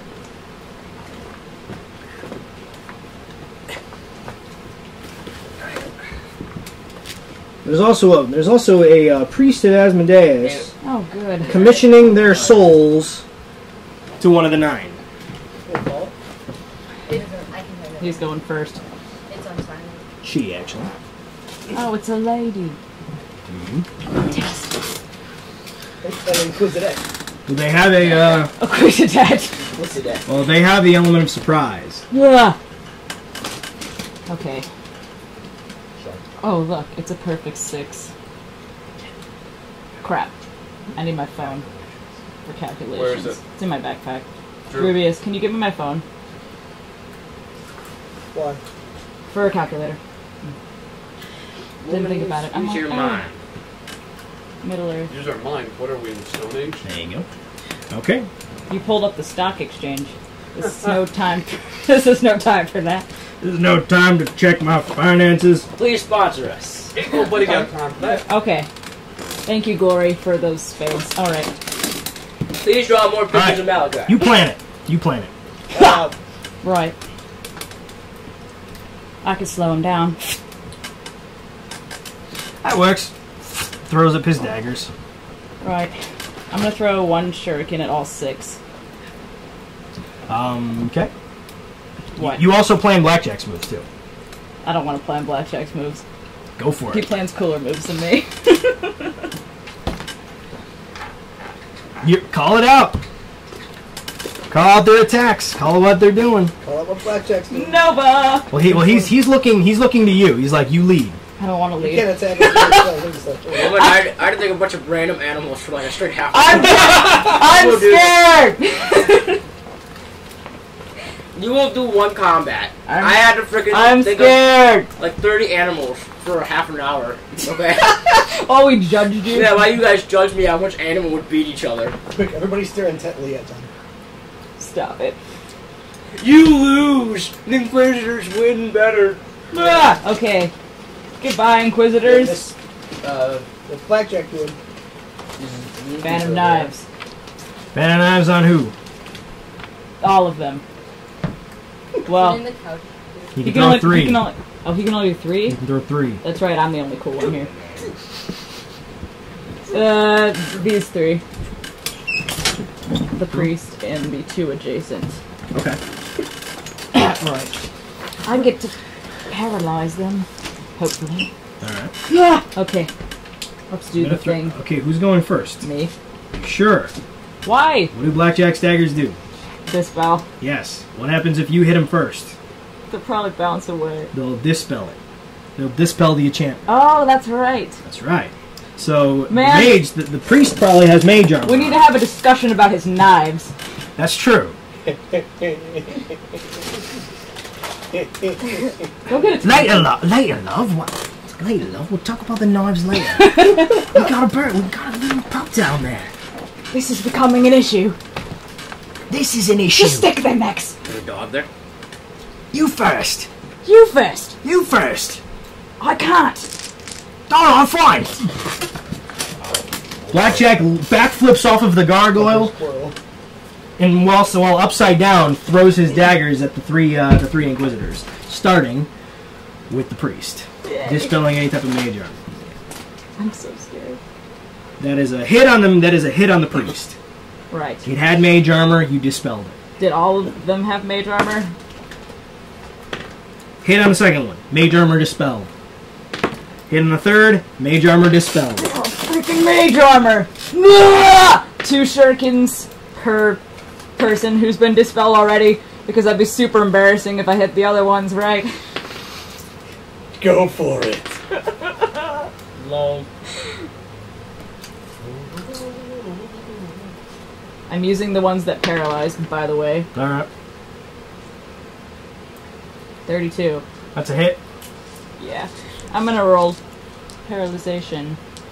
Forgot what the percentage was. 30%. 58. 42. This is gonna happen. No. No. Come on. No. 30. I rolled a 30. Okay, one of them is, The priest is paralyzed!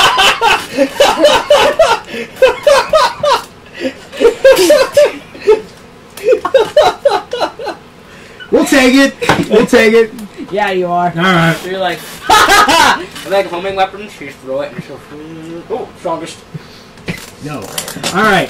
The I priest just has been I nailed. just- Roll damage. I just swung a huge sweet arc Priest has been nailed. like Do a damage. total babe. Roll damage. It's the same damage all around, correcto? Right. Correcto. Yo. Alright. And that was 2 per enemy, so 3. And they're all slowed. Yep. They're inquisitors too, so. Screw you. You get the roleplay while you do combat, so it looks cool. That's 138 per enemy. 138 points of damage? Yeah, Vital Strike, dude. Improved Vital Strike. Do we get to choose whether or not they kill them or not? Alright, believe it or not, you killed everything but the priest. I didn't hit these guys. Well, everything you hit. These 2. Yeah. These 2 did. They're dead. The other 3 haven't been dispelled. Alright. So. Gotta allow the fancy knives to Now. do that. What? Oh my god! They speak in a German. Edith Fliegen! Deinen! Wiener Schnitzel! Schnell! Schnell! That's Switzerland. Alright. They pull out their repeater crossbows No one and asked for your fire. opinion, They pull out Malibu. their repeater crossbows and fire. I will bring a clown boot next time. Okay. Don't hit me. Down hate, buddy. Okay. Caliph. What's your AC? What did you roll? 23. 25! Oh, 22. 19. oh, I'm like, why are they all firing at me? No, only one flash firing. Oh, there's more. It's a repeater crossbow. Crap. The other one fires at Blackjack. Nope. Nope. No! The third one fires at Caliph. 21. No. 23. Ah! This is so scary. 24. Bender always wins. 25 is my AC. Oh, okay. Ah! So, the Matrix. You just spit on me. That was well deserved. Alright. The cleric throws up mass heal. Heals all the Inquisitors. No, he doesn't. She Take does. it back. She does. She Take it heals back all. right now. I roll luck. Oh wait, I'm not the bard. Blackjack moves. Bullcrap. Charging the priest. No. I had someone fight with me. Can flank this nerd. I was a fool there. Roll a hit. Oh, ace of clubs and ace of spades. Hit. Yay. Hit. Nat 20. Oh, guess what dagger I still have? Here's dagger. The silence one. Which I'm pretty sure is like your dagger by now. Pretty much. I added it to my inventory. need a name Not for her it. dagger, it's mine. The dagger Malachar lets me borrow, which I'm never asking back. Double damage, target stunned. It was already paralyzed. Yeah. Now it's stunned too. Miss. Okay. Alright. Roll damage.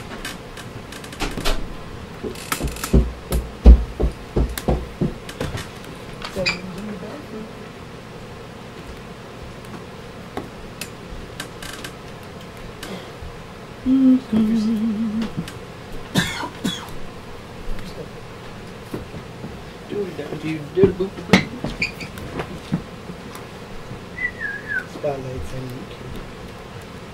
I'm terrified. There's 3 people with the feeder crossbows. I had to fight a How was I gonna avoid that? 30 people? 3.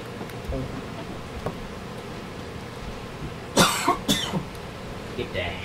Okay. Right now. Duh! Is it still alive? Blackjack. Still alive. Yes, still alive.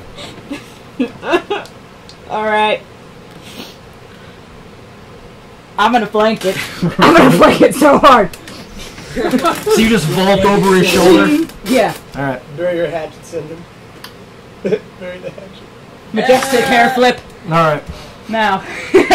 Silence dagger and phantom. Alright. Just wait. Crit. That's my dagger. Crit? Yeah, it crits on the 16. Alright. Oh man! 24. I want my dagger back. That's a crit. It's keen, do I have... Oh, it's keen? So no, you crit automatically, so you're fine. 24 was for my hasted hit. Okay. Yeah, you hit. Yeah. Silence! 26. 27. Hits. Oh, vital strike for the first 2. Yeah. Yeah. Double damage. 1, 2, Double damage and bleed is now in 5, effect. 6, 76. So this is why it takes me a while, but you're always so happy after I'm done. New weapon is weird. Right. This is with Phantom. This is the one I critted on. Mm-hmm. Plus 1, plus 3, plus 2, plus 6, plus 3. Plus 1. Plus my dex. Plus 20. Times 2. Times 2. 268. Dead? Well, I guess there was no point in all those fun, fancy hits.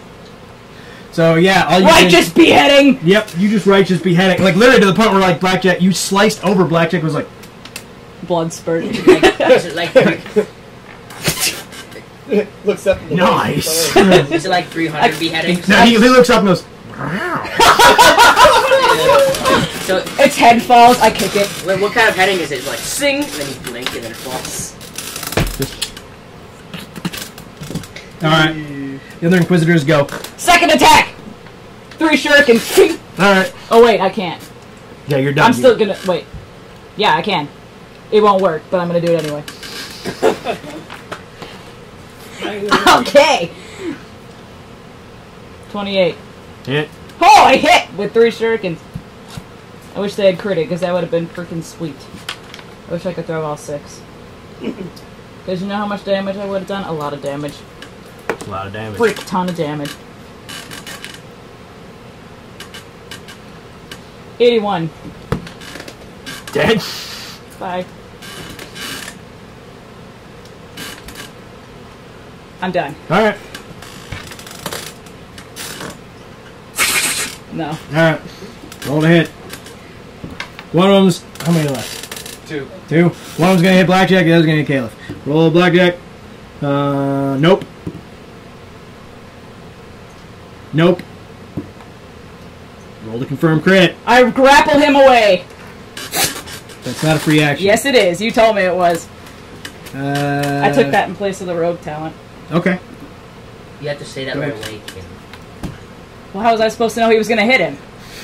What else? Oh, I'm sorry. I don't have a 30 intelligence like some people here.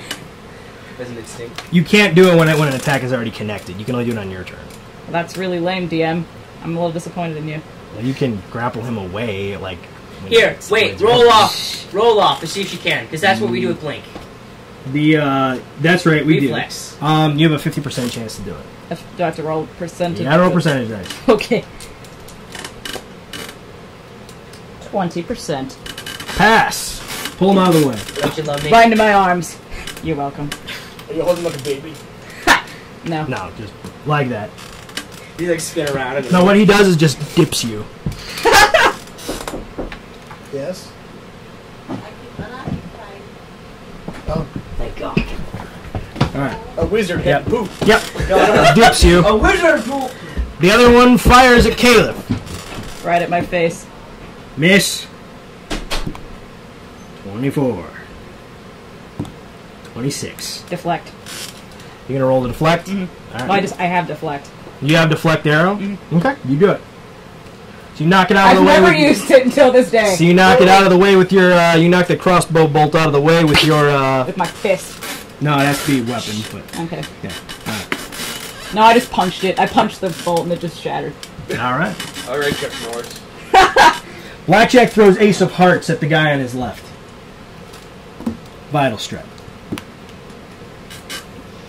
And that's a critical hit. Boom.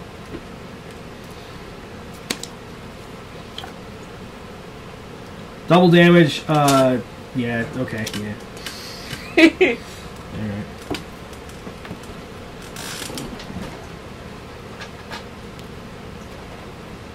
I think this is Drew's gun. What? Yeah. 230 points of I damage. just touched it. What do you say? 230 points of damage. He's dead. Which one did he kill? The one on his left. This one? Yep. Right. Goes right through his chest. I'm gonna whirly bird the crap out of this guy. Alright. Oh man! Righteous. Crit. Okay. I rolled a 16. 27. 27. Hit his eyes. No! I did! Crit. And Triple damage. and a 25. So That's a hit. I have to roll damage.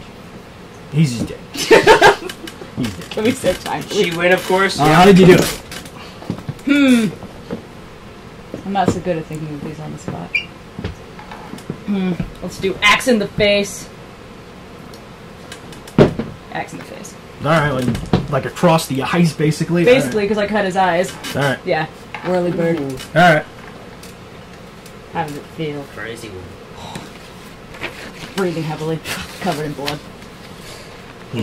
That's a great color on you, love. You drink the blood. No, you're the freak who collects blood. Hey, I have a good, interesting... I need your blood, by the way, guys. Alright, the girl is critically injured and quickly bleeding out. I gotta find a way She needs to be stabilized now, or she will not survive. Blackjack runs over. Caleb, help me with her, now! I run over. She's bleeding out. What I need you to do is to hold her down while I pull the bolt out. This is gonna hurt a lot. It'll probably shock her away. You know how to do this? I've done it before in practice. Alright. I hold her down. Alright. She's so frail, like fragile. I saw it once in a movie. My heart breaks a little bit. He takes it, holds it down, yanks it out. She screams in agony. I stroke her hair. She actually coughs up, and she actually coughs up some blood. She's got internal bleeding. I need your help to stabilize her. What do you need from me? I need you to boil some water. No. Boil water! Why? I Make me a pot of tea. don't know! I was thirsty! I need you to apply the healing salve. And keep it from bleeding out. Just do it. I've never done this. Well, aid me. Oh, ah! Heal check, both of us. It's Blackjack's heal check combined with yours. We need a 100 combined. It's not gonna happen.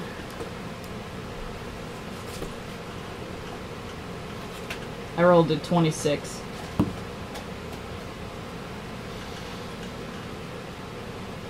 $76. What is his heal check? His armor kind of helps a little bit. I'm like, heal is not a rogue class. got over 100. Blackjack. You're a ribbon doctor. I rolled an It's 18. for I monk, got though. lucky. It's for monk, though. So, Oh yeah. Forgot about that. there you go.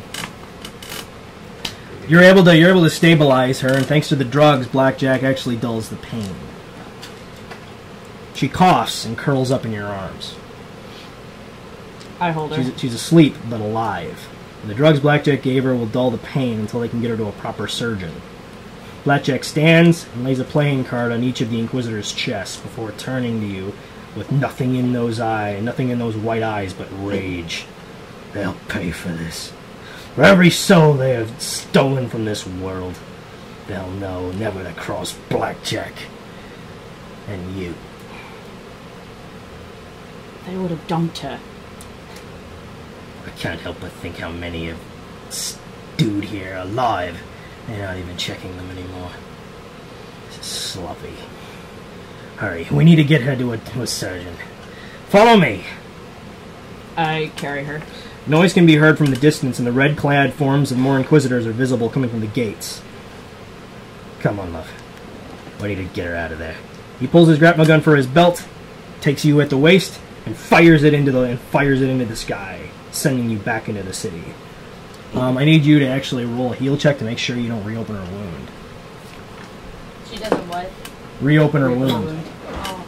The blood stopped, but she has internal bleeding. Well, I rolled a natural 19. Plus 8. 27. You pass. No, 20. You're able to cradle her and kind of absorb all the shock into your own ankles. Alright. He leads you across the rooftops. Carefully, he leads you along a route in the low cleft directly to the waterfront, specifically a sewage drainage pipe. It is an already high tide and the water is high. Blackjack leaps down and uncovers a small rowboat concealed among the rocks. With the girl in your arms, he rows into the catacombs. I'm taking her someplace safe. Someplace that they'll never find her again. Surprisingly, she looks a little bit like you did at that age. How old is she? Probably, well, she's a half-elf, so she's probably maybe in her 30s. Okay. She looks 12. I'm just hanging on to her. Yeah, she looks 12. She literally starts crying in your arms and, like, tugging at your armor. She's probably feverish. I don't really know what to say, so I just stroke her hair. Okay. So it's already high tide. So he rows straight forward, continues rowing along the catacombs. He rows into the catacombs, taking turn after turn, until finally coming to a rock wall. You ready?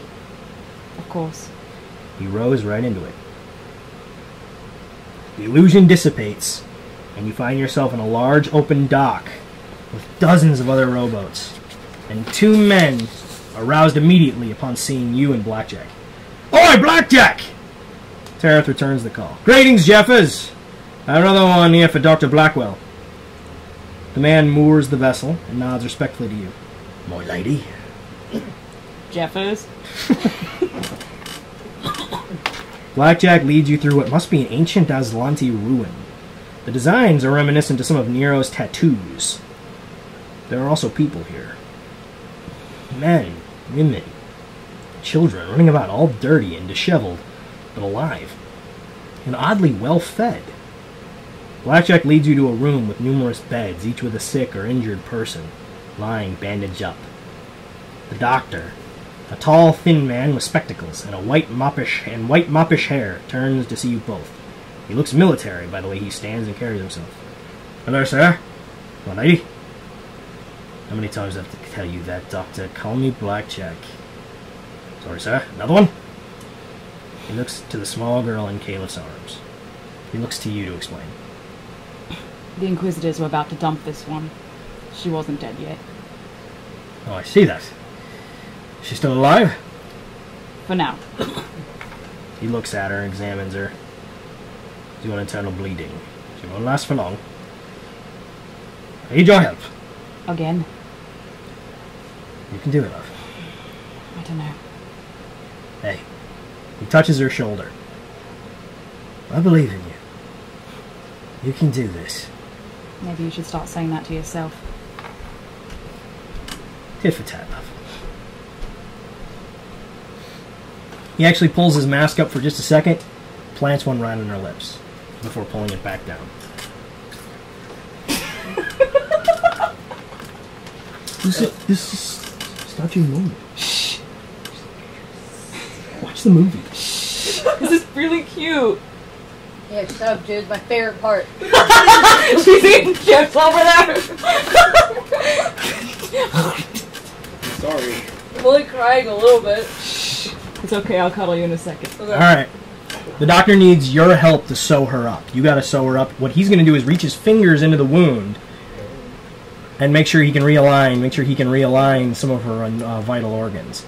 He needs your help to hold the wound open. Are you sure you can do this, love? You've already seen enough blood, my love. Alright. I can do this. That's what it got. No problem. The girl screams in agony. Don't do that. It'll be alright. There. Blackjack stands to the ready until he hears a scream coming from the other side of the wound. Coming from the other side of the room. It's like, Blackjack, can you attend to that? It's Mrs. Clippers. She's due. Are you serious? God. Blackjack looks. Are you serious? And this is how babies are born. You sure you can handle? I can suit you. I'm good with sewing. Do it now, Blackjack. Please. Hero of Magma. He leans down and goes, push. You see Blackjack kind of disappear under her skirt. I'm not nervous anymore. Focus. Roll a heal check. What? I need you to help. Right. He takes your finger and sticks it into her wound. Why would you do? Oh God. Right. You feel that? I did. That's a carotid artery. Of course it is. I need you to plug it closed. I think you're doing that for me. Nope, you're not. Now you are. Thank you. This is so wrong. Why'd you choose this as a profession? You kill people for a living. I stitch them A back little up. less messy. What? Blackjack just literally looks up. Alright. Push! Yes, that's right. Right-o. Oh my God. Yes, I know. Should I be boiling some water? I don't know why. Just do it. I don't know. I'm the hero of Magma. Do as I say. Alright. Alright. Roll a heal check. 20, non-natural. Okay, you're actually able to plug her carotid artery. Alright, well done. Yeah. She has a little bit of shrapnel in her lung. In her lung. Yes. Do you want me to touch that too? Yes, I do. Oh God. Alright, roll a heal check. 28. Or 27. Plus 5. 32. You pass. How is she not murdering her right now? I don't know! Your stuff, Drew. Dr. Caleb! I know, but don't you have to... Well, she has instruction from a doctor right now. Does she have gloves on or something? No. Drew, she's killing her. Drew. Yep. Sorry. Alright. This is really important. Just trying to be logical. Shrapnel, I'm operating Tony Stark. You clean. Okay. Alright, thank you. I must help Blackjack. Will you suture her up? Suture? What does that mean? Sew. You can sew, can't you? I didn't exactly grow up in a finishing school. That's alright. He hands you a giant needle and some string. I hold it wrong. Suture closed. There you go. I know how I feel. Right. She's drugged now. She won't feel a thing. Good. She's also passed out, so you're fine. He walks over to aid Blackjack. I can see the head! Of course you can see the head. I'm the one who got it out here. Right. Suddenly a giant gout of blood just squirts out from underneath. Ugh. Right. I can't see anymore. This mask covers a lot, you know. Glad I wear it. I can't breathe. Save the woman! Suture her up. Heal check. I'm gonna buy you a drink, love. Don't worry, it's gonna be alright. Heal check. Plus 5? Yep. That'll be a 25. Pass. It's a little bit zigzaggy. Alright. Yeah. Am I doing this right? You're doing fine! Suddenly you hear the screams of a crying baby. What's that? It's Alexis, everyone! Blackjack. Oh my god. Blackjack pulls out the baby. It's a go. Congratulations! She, My hands are shaking. All right. The girl, the woman looks over. Blackjack takes out a dagger, slices the umbilical cord. Like a beast. Putting it back. Completely unsanitary. What did you just do? That's the umbilical cord. What was that? What was it attached to her for? Just to feed her. I don't want to know. Takes the he wraps the baby in swaddling clothes and hands it to the mother, who looks up at you. The young girl, like her mother, has red hair. Thank you. I'll name her Caleb. Please don't. That's a perfect name. Blackjack looks at you. Well done. I get super red. Like blood or Like super red. You're matching my armor. Alright. Thank you, milady. She will live. He lays her on the bed, finishes her up. Blackjack takes you by the hand and leads you into the main room. And you're stunned. There must be over 100 people here, all huddled amongst each other. All of them working together to make weapons, clothes, food, and purify water. Children run about pretending to do battle. Devil humpers! One boy shouts. On Blackjack! You stick it to him. On Blackjack! One boy runs. He's wearing some makeshift mask. And he whacks a pole. A little girl responds by shouting louder, I'm Demon Slayer! And then whacks the boy.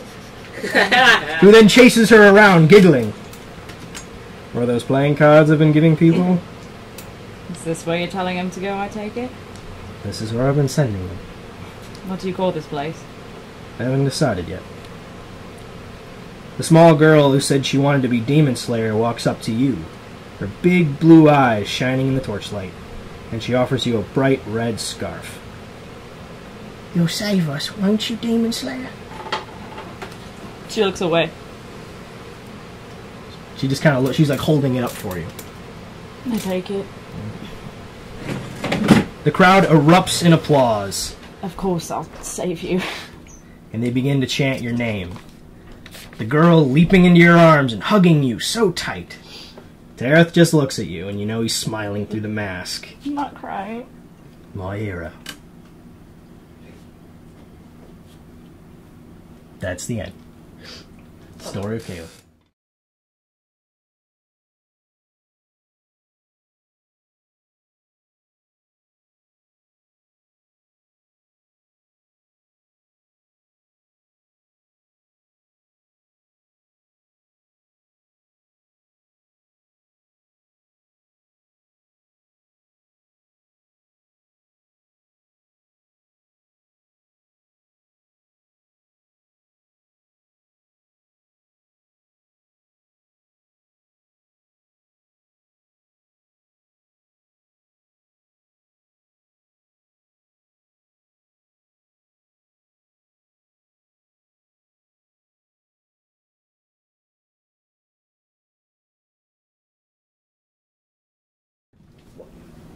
How could you do that? Caliph is now chaotic good. Thank you.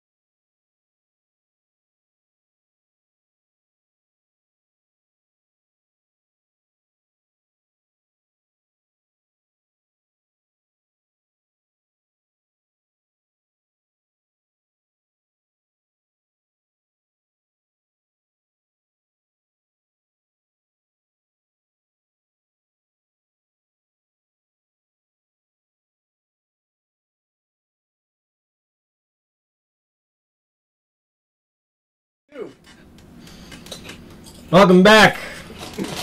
We're here with Iris. Now, Iris is one of our newbies. How many times have you role-played? Like, at this game, 2 weeks. One was a kobold. Yeah, one I had to be a lizard, so... That one doesn't really count, I guess. Or a rat. Kind of a rat lizard, yeah. You're gonna do excellent. I believe in you. Alright. Don't fail. This is gonna center a lot around her backstory. Ready? Yeah. Alright. This is all rather strange to you, being around so many people at once. It's been a long time since you've associated yourself with other people. Anytime you met with the Raven, it was mostly to train with him or accept a mission or two.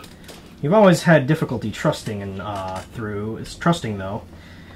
These newcomers will have to prove that they are not simply inquisitors in disguise, or worse. Sure, Nero vouches for them. They seem alright, but you have been betrayed before. Best to keep an arrow at the ready, just in case. Mams is curled up in your lap, enjoying the soft strokes and soothing humming.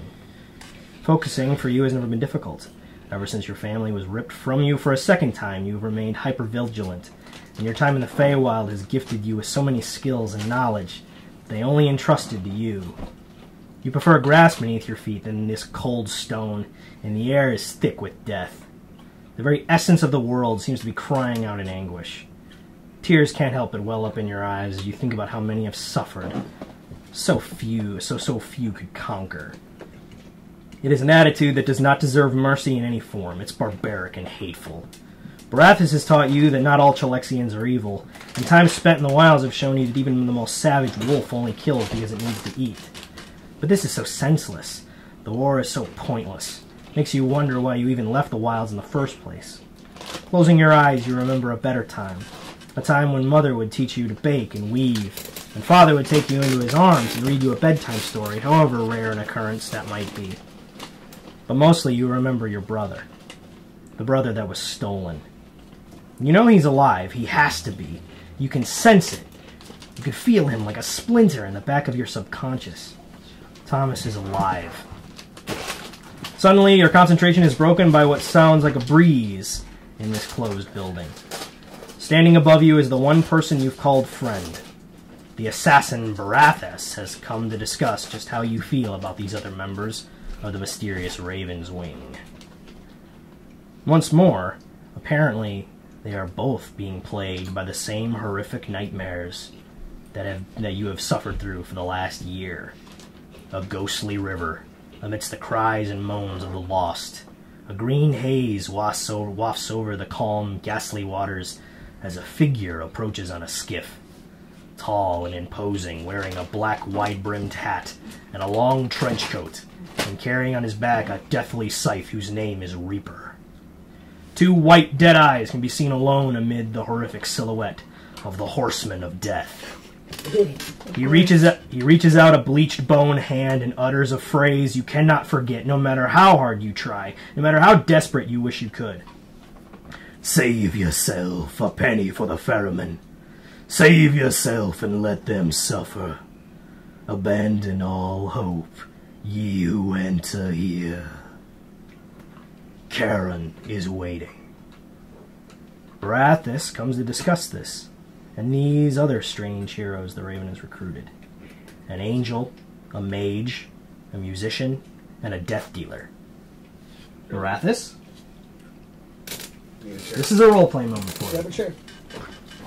I want you two to discuss what you feel about the party members and what you feel about the... By the way, Abandon All Hope, you and two ears from the Dante's Inferno book, and it's a gate to tell. Okay, we're good. We're good. We're good. That was smart. Barathis? Be smart Iris? later. What do you make of these new characters? I don't know what I'm supposed to make of them. I hardly know them. All we've done is fight with them.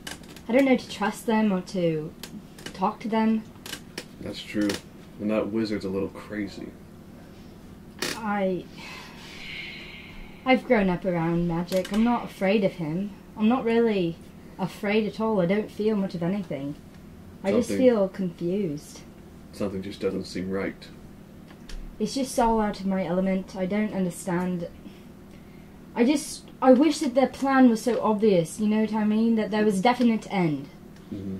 It all feels wishy-washy and strange and new, and quite honestly, I wish we never came. I wish we could have just, you know, done anything else, gone anywhere else, and we wouldn't have run into these problems or these strangers. Or even these nightmares that we seem to have. This was never an occurrence before we came in contact with them. I don't understand. You've been having them for a year. You never knew why. Like before we met, you know? Before you met. Oh, Okay. Right. Anyway.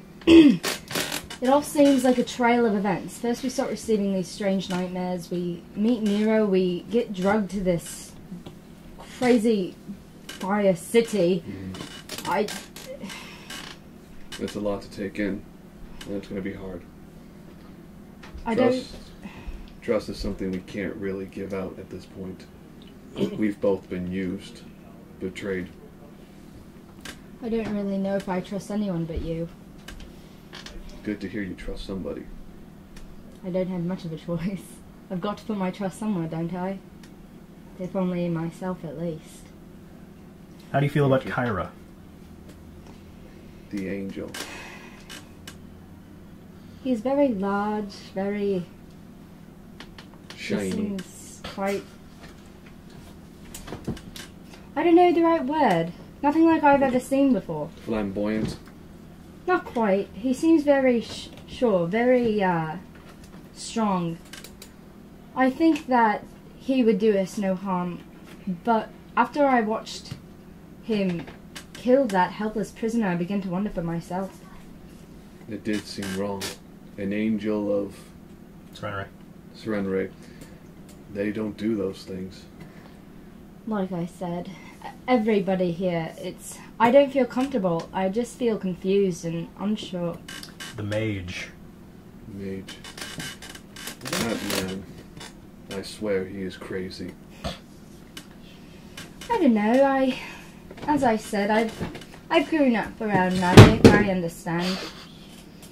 I don't understand. He gave me this beautiful flower, and it keeps getting candy all over my room, and I really don't know how to get rid of it. Mams is enjoying it, but I'm starting to get tired of the garbage. You have experienced love, dear, right? What?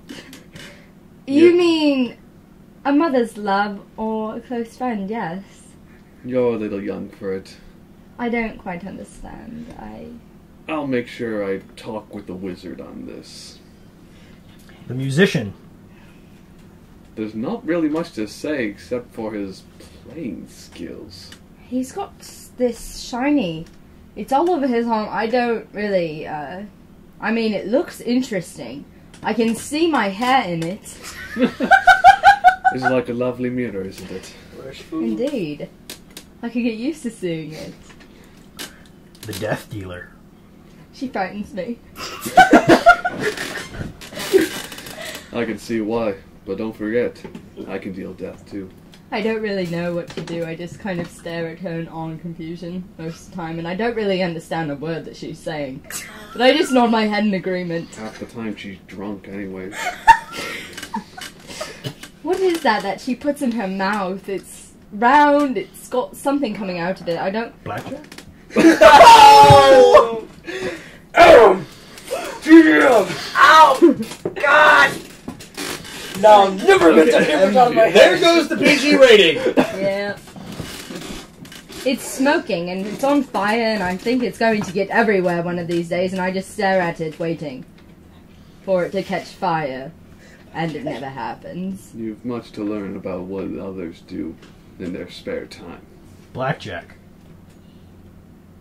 The only thing I can say of him is that he has failed this city.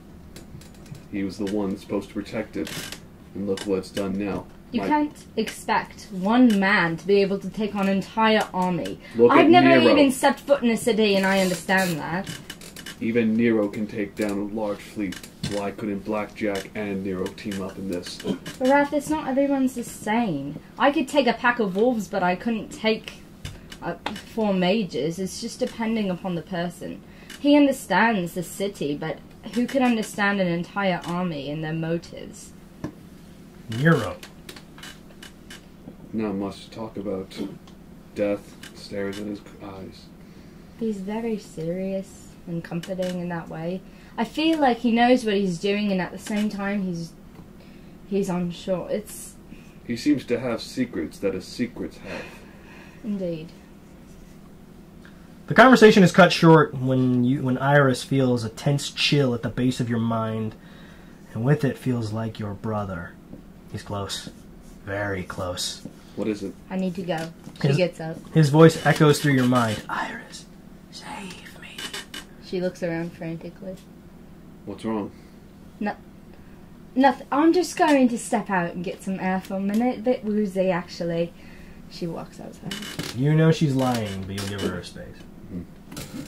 All right. Well done. Ever since your training among Mam's village, your ability to track has surpassed superhuman.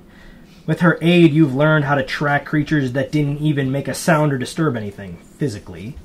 Instead, you've learned how to track using the ethereal plane to find ghosts, wraiths, phantoms. You can track a Rusalka that doesn't want to be found. You can even track outsiders back to their home planes if you wish. Whenever you remove your shoes and actually feel connected to the wilds, you feel the world around you. Barathis has always marveled at your ability to track virtually anything back to its lair, but to you, it's just a part of who you are. It's already nightfall, and you feel the sting growing loud, growing stronger. Your keen eyes changing to ice blue as they literally see disturbances in the ethereal field. Specifically, to those of your brother. He wants to be found. She takes off her shoes, and she puts her feet in the grass to point her in the right direction. You feel everything around you, and what you mostly feel is the rhythmic pitter-patter of the Chalexian regulars. You are able to feel the Inquisitors nearby. You're able to feel the ethereal changes of your brother Thomas. But something's wrong. What direction is he in? The trail leads to a long, deserted graveyard of Seraph's Rest, where sepulchres and gravestones are as prevalent as the stench of long-forgotten death. You can hear them before they even show their ugly, disease-crusted faces. How far away is it? How far away is the graveyard? You already can sense where they Oh, are. okay. There are ghouls nearby. Can I go to it? Yeah, you're at Seraph's Rest right now. Alright. So, it's going to be a quick combat. Where you're going to fight 3 ghouls who burst from behind them. You already know where they are. Alright. So I'm going to give you an automatic first attack. I rolled a 19. I crit. You crit. Yeah. Okay. Yay! What's on? Die. End of worry. Alright. Hey, Yana. 2 here, 1 here. Actually, I'll just do it in the reverse. So there are 2 here, 1 here. You are there. Alright, I use,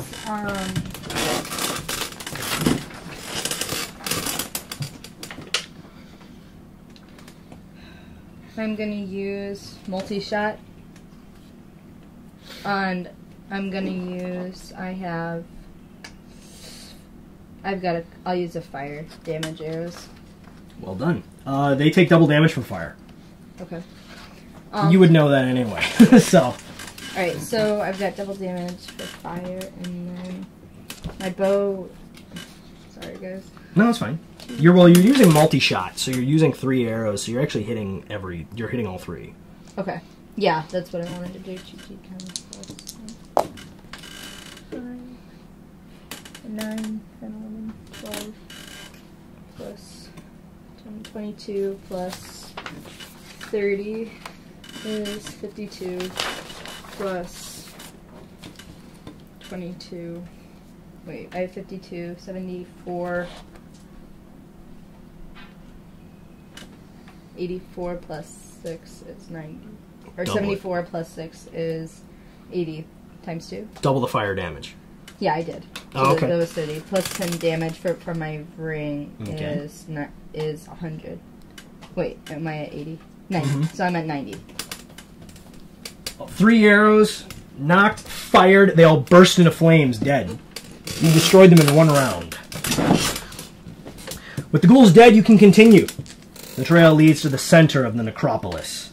A hateful reminder of a mistaken kill lingers in the rain-soaked air.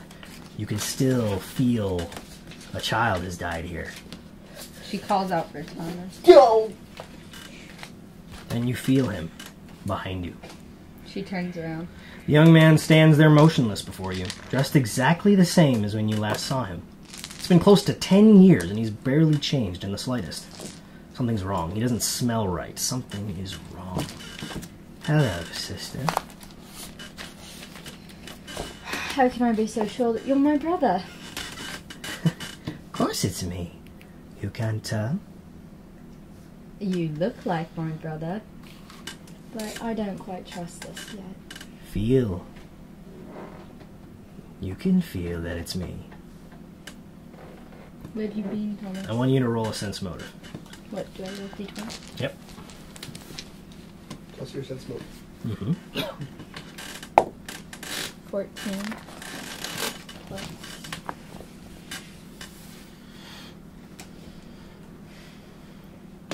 Rolled a 17.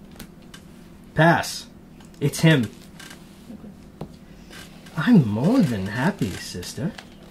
I've found my true reason for existing. I've learned my true purpose. He doesn't blink. He just stares at you with those cold eyes. Eyes that used to be filled with warmth.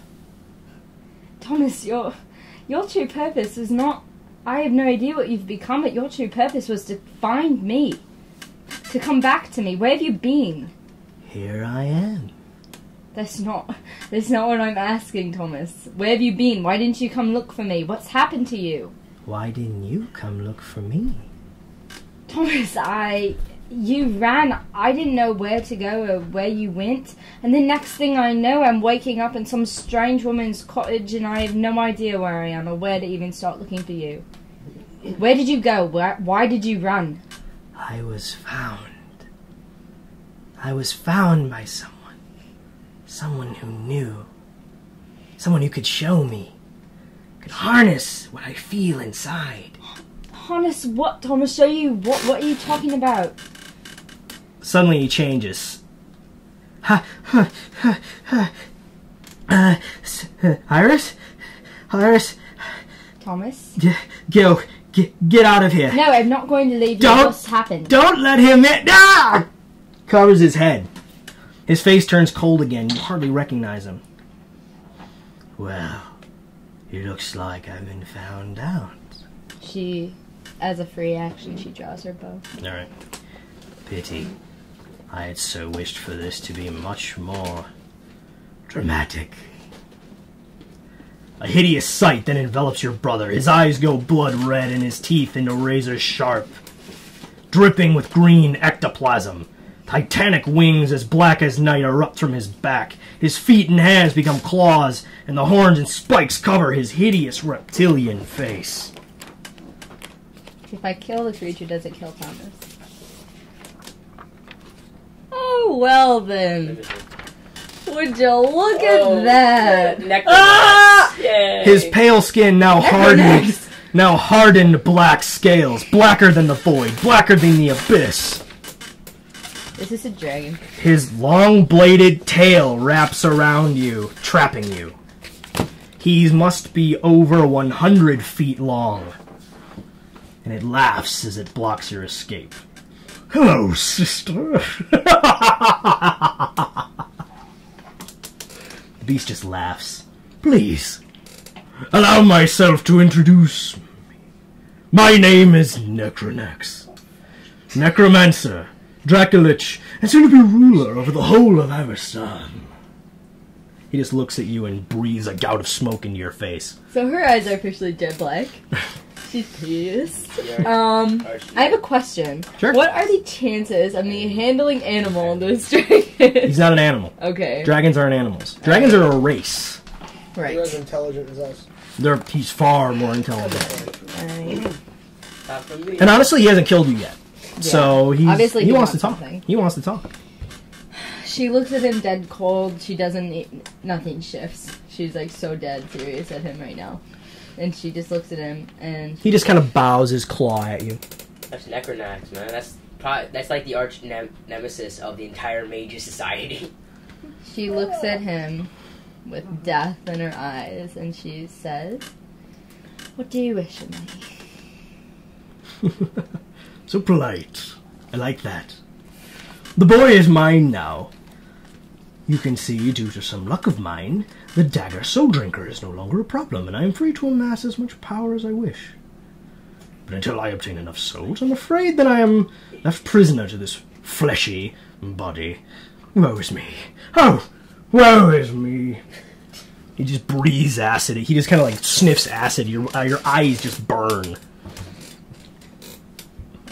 It's just a gout of like acidic mist. Where's Mams? Mams is at your shoulder, just kind of growling. Just, They send Mams home. you're like the dragon is completely Okay, wrapped so around, it's like- completely okay. wrapped around you like a giant serpent. All He's right. over 100 feet long, and he is enormous. Yeah. It's not that big. In terms of like age, you would guess his age at around, I don't know, 4,000 or 5,000.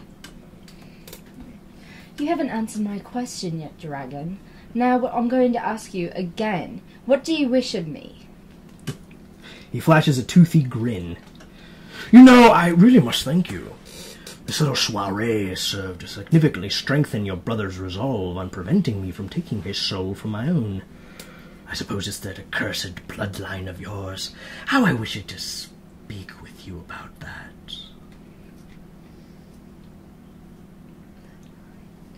Well, dragon, it seems you know more about my past than I do. Please share if you're feeling generous. Oh, you don't know? How silly of me! Oh, so rude. So horribly rude. Please, allow me to explain. You see, you and your brother both come from a long line of powerful draconic sorcerers. Over time, they amass enough strength to gain the attention of a particularly powerful gold by the name of Vindracel. A gold dragon, the most powerful dragon in the world. Most powerful type of dragon. He allied with the family and their followers. And their purpose? Please ask me why. Why, to stop me, of course. You see, I had gained quite a reputation in Varesia, having toppled the growing kingdom you now call Riddleport, and raised every soul there as my undead army. Yes, quite smashing it was, really. Well, the do-good attracted me to my lair just north of here, with their prized dragon-bone dagger soul drinker. Stabbed my handsome head and trapped my soul within the blade. Oh, how pained it was. But not before I tore that lizard Vindracel's throat out. Well, as plans would go awry. Apparently, Vindracel placed a potent blessing on that family and all their descendants, which leads me to you. His claw is literally bigger than you. Apparently. You see, you and your brother are the last surviving remnants of that family. He just kind of growls, just... So I suppose you have some sort of quest or item or terribly rude assassination or something. Kill you? Oh. Kill you? Why, of course not, silly girl. I would not kill you. I mean to take your soul as my own, after I finish sopping what's left of your brothers. And this has just given me the opportunity to do so. Okay. He just kind of stares at your eyes. His eyes are blood red. Surprisingly, though, you're not terrified. Which is kind of shocking to him. Tell me about your brother. He refuses to open up to me. I do wish to know. You wish to know about the boy whose soul you are currently encompassing. Why, Let yes. me think. If I'm a guest in someone's home, I do wish to know something about them. Perhaps you should go knocking before you go barging in, then, sir. Oh, such a clever girl. I do so much love cleverness. You're perfect, my dear. Perfect. You're not telling me anything that I don't already know, dear sir. But I'd like to know the stakes in which I could get your nasty body off of my brother's, and how we could both go away safely from you. What the price would be.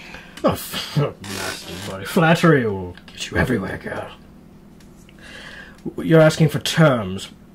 Let's see. I don't really think you have any bargaining chips right now, my dear. You see, I am far older than you could possibly imagine. I once held this realm within the grip of my claws. There was nothing here that I couldn't destroy. And thanks to your friends, I am now free. Yes. My friends. Yes, I could smell them on you. The angel and whoever. So you're telling me that the strangers I'm currently housing with are responsible for the entrapment of my brother's soul? Why, yes. So delightful, is it not? How the tables have turned. Suddenly that rage in your eyes is not so much focused on me, is it? My rage is at myself. I should have gone after him when he left, but I didn't. And so now I will pay the price. So whatever the price will be, I will pay it. Really? As long as you name your terms reasonably. Well, I want your soul, of course. Alright, well that's not gonna happen. Second best. And what could you possibly offer me? I am a king among dragons. A gold couldn't stand up to me. I am all-powerful, my dear. I am practically a god. Someone's thinking very highly of themselves this evening. I'm a dragon. I'm aware. I don't know what I could possibly have to give you. No, I can think of something. Your mind, my dear. And it will be mine. Necronax then stares at you with his draconic eyes, and he psychically invades your mind.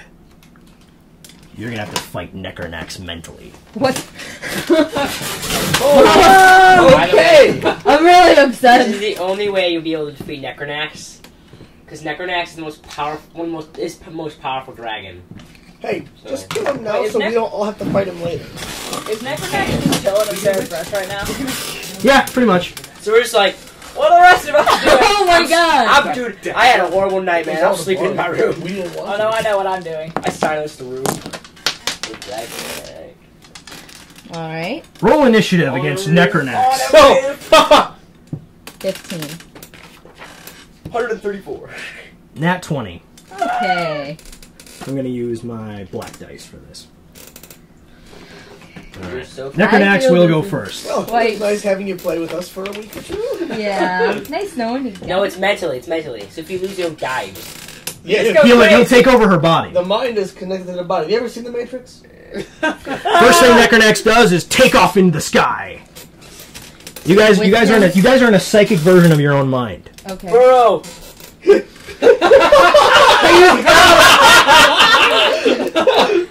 Brilliant. Ma'am, you do not feel Mams right now. You Okay. don't feel him with you. So he's not there. He's not with you Okay, in your so I don't have mind. to worry about him. Think of us. Alright, I'm a little confused, like how it would work inside their heads. You're gonna fight him. Like you had to fight in their mind. You're gonna fight in your mind. Okay. So like combat in my mind. Combat in your mind. So I lose. No, you Okay. can still fight him. Alright. Pretend he's a clown. You. Think of him as something else. Necronax has taken off into the sky. It's now your turn. He's literally flying circles above you. At over 100 feet in the air, he's still gigantic. Alright. So I will be using multi-shot. Are dragons vulnerable to anything?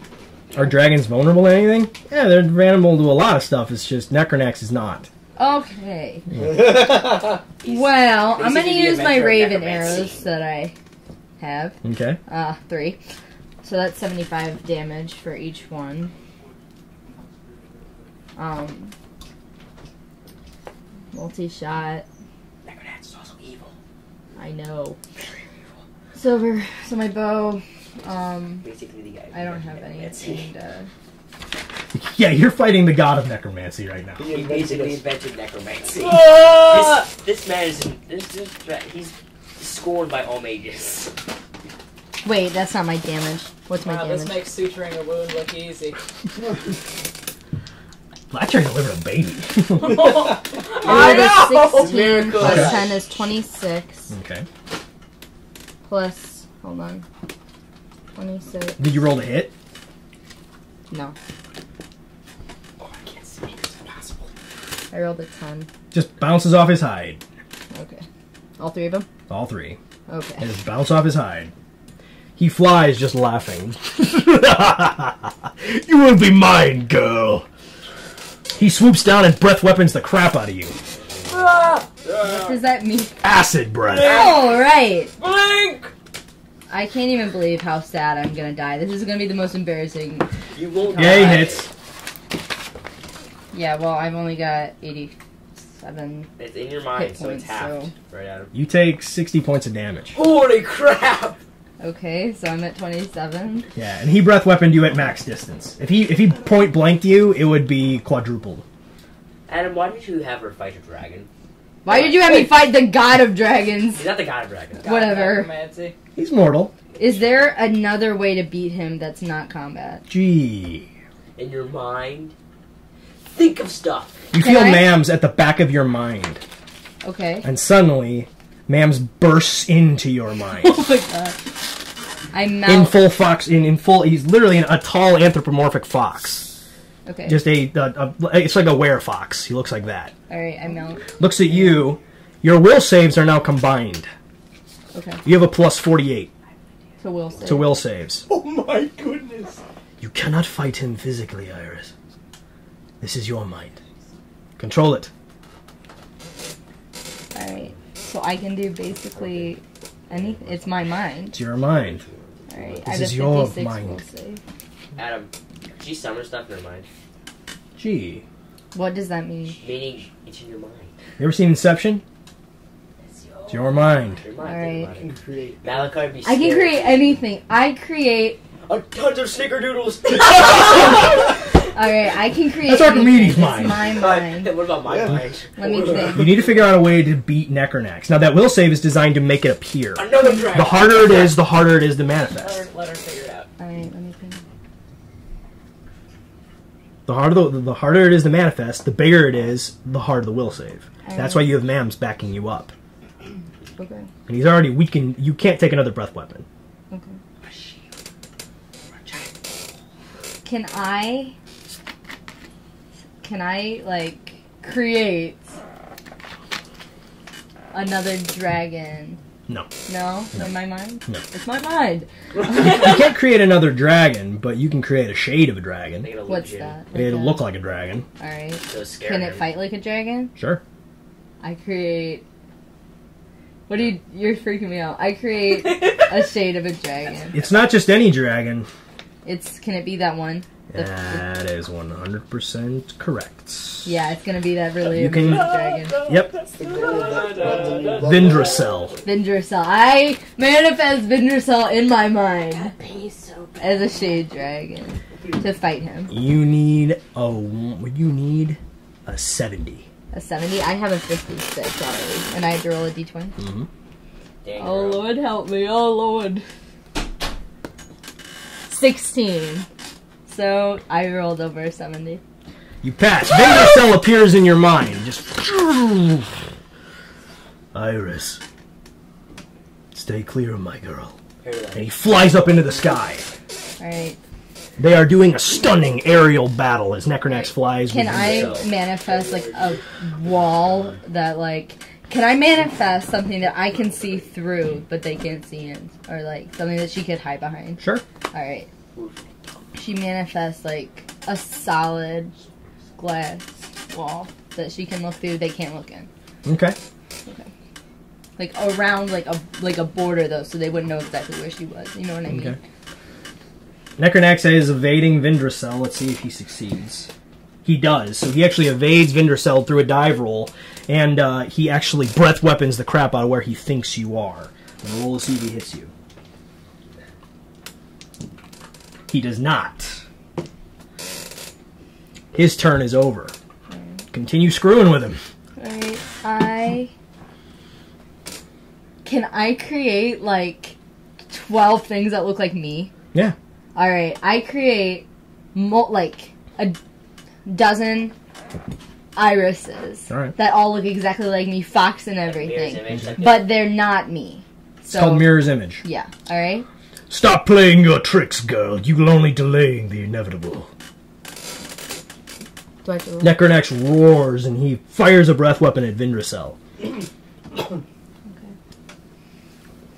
Vindracel returns with a gout of flame. Do I need to roll for him?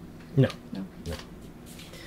What do you? Okay. Next thing. Necronex is actually going to do a dive roll and attempt to hit you. Attempt to literally just like claw strike you. Okay. You're gonna roll to hit. I. He fails. He misses you. Continue screwing with him. Does he hit one of the clones? Yeah. Alright, He obliterates it, but. So you're down to but it's a 11. clone. Let me think. Think, my girl. Can I blind him? Can you? It's my mind. Roll a will save. How many do I need? You need a 75. This girl is on fire. About to I be- didn't make it. Nope. 57. Necronex just laughs, just attempting things you cannot control. Then he flies up into the air, and he literally just dive bombs you at near a Mach speed.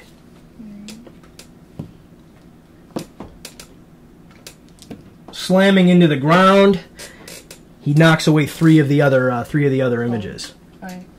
and then he breathes a huge gout of acid at the last one, But there's 12. So you're down to which he doesn't hit you. Alright. Show yourself!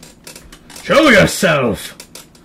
Face me. Can I roll to make him like not be able to open his mouth? That would take a pretty high will save. Alright, can I roll? Can I cut off one of his wings? You'd need to physically do that. Okay, can I? Don't just leave stuff around the box. Don't think about hitting him into. Okay. Girl, do not worry about me. Vindracel is flying above you, and he actually grabs Necronax and holds him down. Necronax is trying to bite at him. He can't get Vindracel. Finally, bites him on the throat. Just like last time. Just like Necronax defeated Vindracel at first. keep the wound open. Iris. End it.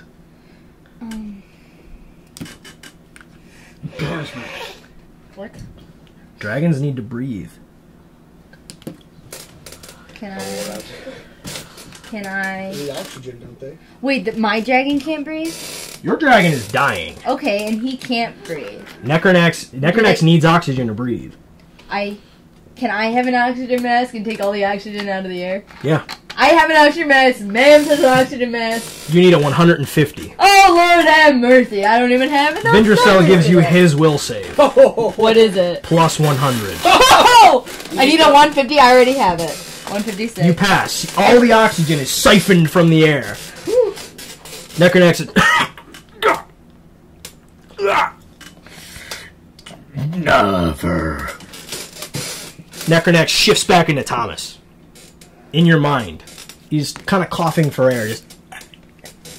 I stay strong. She doesn't move. He looks at you and just... She looks at him, but she says, "This is not you, Thomas. This is him." Like, she's not gonna be tricked by it.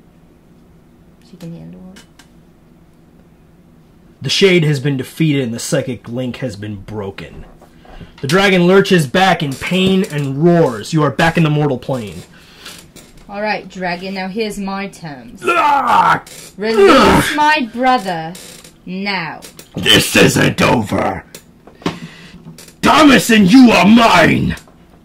You will be mine. He's trying to fight it. He's trying so hard to fight it. Reach out for Thomas. I'm mad. Wait. Like, what can I do? Can I try and, like... I can't pull Thomas. You Now. can encourage, though. You Yeah. can tell him to I fight. call out for Thomas. Like, I speak directly to Thomas, not to the dragon. The dragon's eyes turn blue instead. He's, Iris, get out of here. No, Thomas, you listen to me. You fight him hard. You don't stop. You try and get out of his... Don't let him in your mind. You don't let him in Red, and you can then go blue. home. Red, then blue. Thomas, you can come home if you let him out. Just let him out. Don't give in. She waits. She's just waiting for him. She's just begging. Necronex shakes his head. Never. Flies up into the sky as high as he possibly can. This isn't over! The dragon flies away, but you feel something that gives you hope. Necronex has been drastically weakened, and your brother is getting stronger. And you stand there in the storm-racked sky in Seraph's Rest, knowing there is still hope. The story of Iris. That's awesome. How do you feel? That's real intense. You can share your will save now with Mams. Okay. I can do a 56 will save. You can you can share your will saves now with Mams. You can also share your reflex saves with Mams. Plus 30. Plus 30 to reflex. Reflex? That's a 43. And his fortitude. She's untouchable. Plus 21.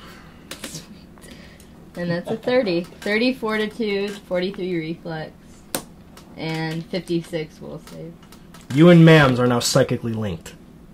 I can talk to him. You can talk to him. You can also adventure into each other's minds as well, and you have a psychic link wherever you go. All right. And on to intermission.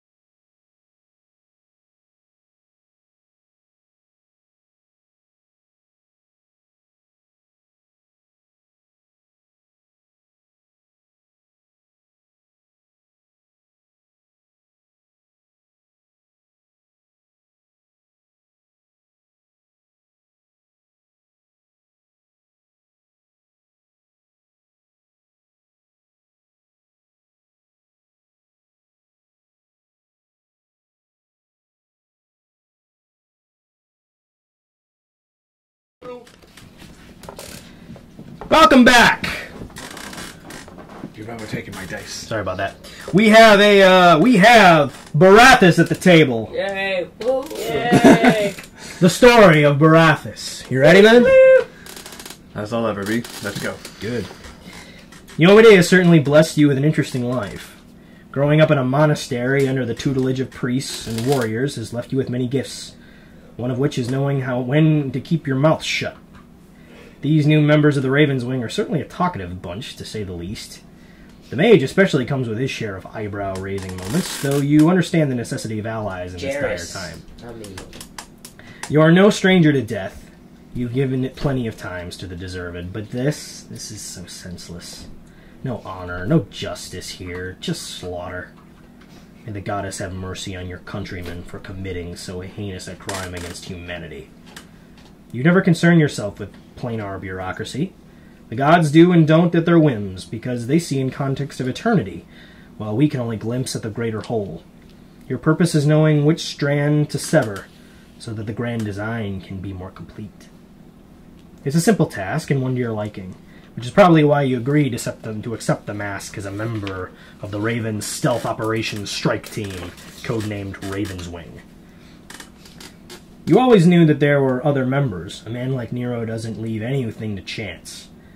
You just did not expect such a motley crew is all. Iris is an excellent companion, aloof and detached like yourself, but with invasion now a reality, even Barathas the Pious must admit that allies are necessary. Even as you stand in the Pathfinder Society manor, aiding in whatever you can, you feel somewhat like an outsider. But when there is work to be done, the goddess commands that you honor your commitments, no matter the cost. Besides, slaying a devil was quite satisfying, and your blades grow restless when there is so much evil outside these walls, and it still breathes. You feel an aura that feels cold and guarded behind you. The Raven stands to you. Dressed in full armor, as black and cold as the ninth layer, with his greatsword Azurak slung across his back. He stands stoically at the ready. Eagle, may I have a word? Horse Raven. Nero's past is cloaked in mystery, but his legend is known throughout the Inner Sea and beyond. Even if half of his deeds are true, he is a man of honor and worthy of respect. If they are all true, then he is the most dangerous man on the planet. He leads you to the balcony overlooking the city. Both of your cowls are pulled up to shield your heads from the torrential rainfall. Not that either of you care. This is my city. And she's dying. I can see that. They have something of mine, and I'd like it back. What is it? The Raven looks toward the fleet of Chalexian warships docked offshore, and your practiced eyes spot one in particular. Sure that this is what the Raven refers to, because it's black. The ship? I need a man of your particular skills to infiltrate the ship from the south, while Hawk and I assault from the north. We need to silently eliminate every crewman on board her, without being seen or raising an alarm. Then we will raise anchor, and pilot her away from the rest of the fleet using cover of darkness and the rain to conceal our escape. As you wish. We will then dock the vessel at the small dock at the primary Raven's Nest, dockside. Any questions? None. Let's roll. Can I trust your aid in retaking my vessel, Barathas? Can you what? Can I trust your aid in retaking my vessel, Barathas? You have my blade. That's also the first time he's called you by your first name. Good. The Manticore is mine. The beautiful Master Hawk soon joins her mentor and adopted father on the balcony and looks into your eyes, her cold, shimmering blue eyes. You can feel her determination and almost kinship with you as a fellow assassin. She knows what it's like to take a life at a young age. She understands living by a code and being trained as a weapon rather than an individual. She understands her purpose and her code, and will die before she breaks it. Without hesitation, she leaps into the air, swan diving off the balcony before firing upwards and connecting to the cloaked Blackwing hovering above the society. Nero puts on his black and violet mask, looks at you, and does the same, his cape billowing in the wind. We send to the Raven's Wing. Or the ship. No, Black, thank you. No, they're on our ship right now. The Blackwing. Yep. And so, You want Hawk... us to borrow that. Don't break that. Steve! No! And so, Hawk, Eagle, and the Raven go hunting. The birds of prey taking back what is theirs. Nero rappels silently to the stern of the ship, with Hawk following. He's standing at the front of the Blackwing while he looks over. Okay. Tell me, Barathas, how many lives have you taken? Too many. I know what that's like. Do you really? I've taken too many lives in my time. But what's worse is I've seen too many deaths. This world is cruel. This world is dark. You can only understand it by becoming darker. I'm sure you understand that.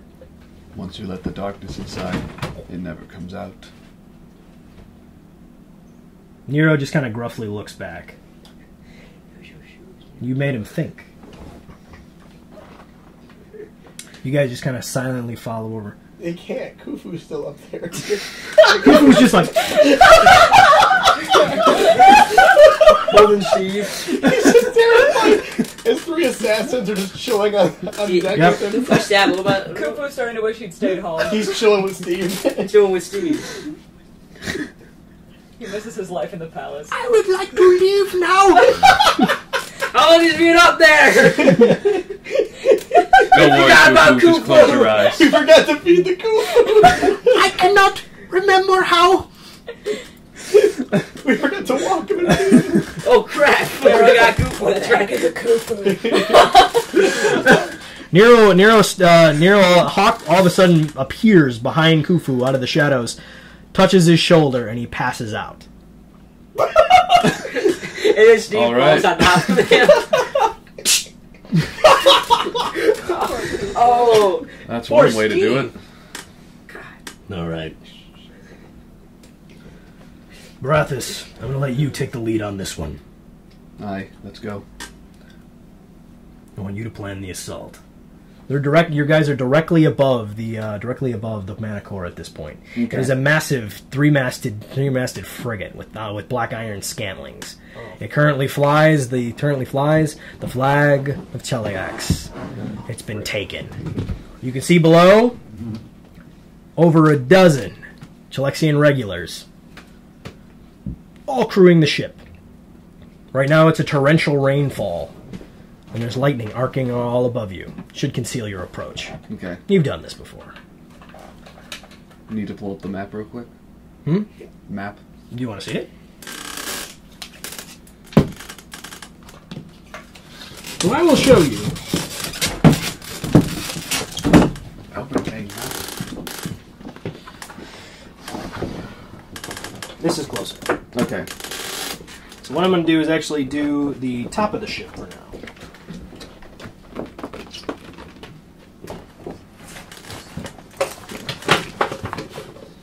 Which is right there, second level.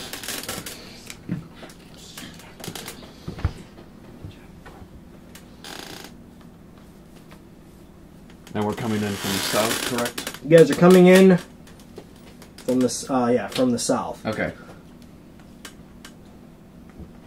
A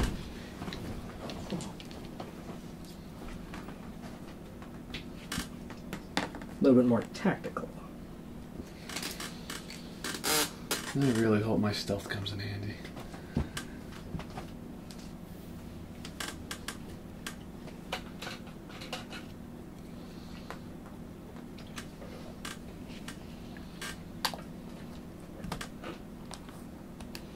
This is you, by the way.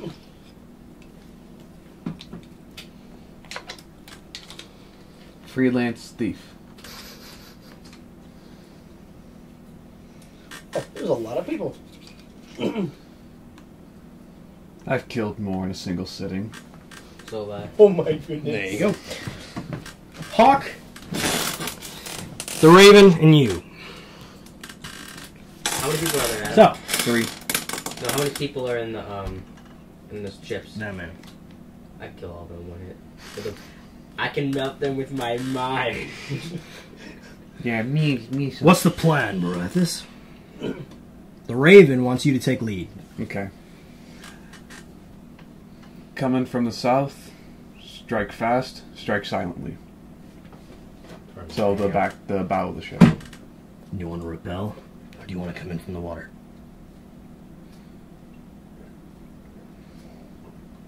Let's repel. What end of the ship? Back end, isn't that? That'd be the bow. The bow. I said the bow. Well, the stern, actually. Stern is the back. Alright, the stern. Adam, get your ship lingo right. Take out the helmsman. Alright. The guy crewing, the guy steering the ship. Alright. That's the helm. Ready? Lower itself down with a climb check. Climb check. Rock dice. Nero. 15, 11. Oh, by the way, you're gonna need this. Pulls a grapnel gun off his belt. Awesome. Everybody has one. I want a grapnel gun. Alright. Alright, I rolled a 26 for climb. Okay. All three of you pass, so you very silently rappel simultaneously down. Alright, you guys are at the stern of the ship. Or right above it, actually. This is the captain's cabin, so Okay. you don't see him. So we don't see this guy? Well, you see a figure in the window. Okay. So you guys are actually on the side of the captain's cabin. So Okay. So Nero just goes, and then climbs up. Make sure not to break the window. Hawk and Nero both succeed their climb check. Alright, I climb up with them. 26 again. Pass. You guys are at the top. There's a man at the helm. And this guy's just kind of there. Well, yeah, the captain's cabin is wrapped. That's Okay. his cabin, so. Alright. Alright. I move up to kill him with, what's it, light and darkness. Alright. Alright. Roll a stealth check to sneak up behind him and slit his throat. Alright. 19 plus 12. 31. Pass! Sneak up behind him. You slit his throat. Alright. Nero and Hawk. Split angles. Nero down here. Hawk down here. Let's see what they do. Stealth checks. All of us? Let's wonder whether or not Hawk and Nero sort of succeed their stealth checks. I swear, if they get me caught for this. Hawk and Nero both succeed. They drop at the same time. However, they don't actually hit the ground. Hawk and Nero hold them up, lay them down silently in the shadows. Nero then looks up at you. Okay. What's your move? I move up to take this guy on the side here. Make a jump check. A jump check? Because you're jumping. Okay. So make an acrobatics. Acrobatics. Try to land silently. This is going to end badly. 21. Pass. Awesome. You land silently. I go to slit his throat. Okay. Roll stealth. Mm-hmm. Oh, this is not going to be well. Stealth, 12 plus 6. 18. Wait, no? Yes, 18. You take no negatives, so yeah, you actually pass. Oh, okay. Yeah, so you don't take any negatives, so yeah, you pass. Awesome. You slit his throat. What do you want to do? He's gonna fall, so. I catch him. As he's falling, I catch him and hide him into the lifeboat, which is right next to me. Nice. Hawk and Nero. Hawk, Nero crisscrosses this way, dive rolls, and goes to stab him. Hawk, actually on the other side of the ship, stabs him upward and goes to pull him over. Alright, Assassin's Creed. They both succeed simultaneously. Hey, Captain. Slowly but surely, we're taking out the ship. Mm-hmm. Alright. I move up to this guy in front of me. Don't set off the alarm. What alarm? If someone sees you, they'll set off an alarm. Okay. Roll stealth. Mm-hmm. 18. Plus my stealth. Where's that? 30. Pass. You're silent. I go up to slit his throat again. Stealth again. 19 plus 31. Awesome. So, yeah, you not only stab him, you just through the neck. I once again catch him and hide him behind the stairwell, which is right over here. Good job. Hawk jumps up into the rigging. And lands on this guy to kill him. Nero stabs him straight through with Azurak, and then lifts him into the air and dumps him over. You hear the splashing waves of the dead corpse float by. Both pass. Splash. Dang, dude. That one. Him dead as well. She lands on his shoulders, kisses him before stabbing two daggers into his throat. Which is very nice. Let him on and then What a way murder to him. go. Just like my ex-girlfriend. My ex-girlfriend. Ex. Alright, you're up, Barathis. Okay. That little Alright, Mally, please. that little stunt Nero pulled might draw attention. Alright, so we got a spat to take the rest out. Alright, I roll stealth to approach the guy in front of Hawk. Okay. 14. 26. Okay. Pass. Alright. Awesome. Hawk and Nero. Nero sees that guy. He looks at Nero. Nero pulls out a dagger, throws it right between the eyes. Let's see if he succeeds. Pass. Roll damage. He hits. Roll damage. For me? No, I'm rolling damage. Okay. Okay. He's vital striking it, by the way. So we're pretty much going to see... He crit as well. So we're going to be seeing the body split in two from a dagger hit at the head. Yeah. That's Nero for you. Coming downstairs. A condescending. What the... Nobody likes you, Chad. I mean, I love you. You're awesome. And everybody likes you. I want to know what the... Well, we're waiting for a critical. While we're waiting for a criminal. What do you call a snot? 456 damage. For what? For a dagger throw. Just go Dagger through hits him? right between the eyes. Splits the body in two. Well, no. What happens is he throws it, shunk, he actually embeds into the wall behind it. He's just hanging there. So it looks like he's doing business. Hey, Steve. The guy opens the door. Hey? Another dagger. Hawk throws a dagger. Let's see if it hits. Patrol. She passes. Critical hit. Wait for it. We both know it's going to confirm. Yeah.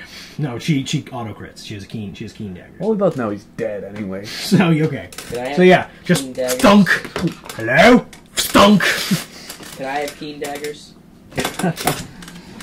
All right. Below decks. Let's go. Both descend below decks. Roll stealth. Nero succeeds. Hawk succeeds. 28.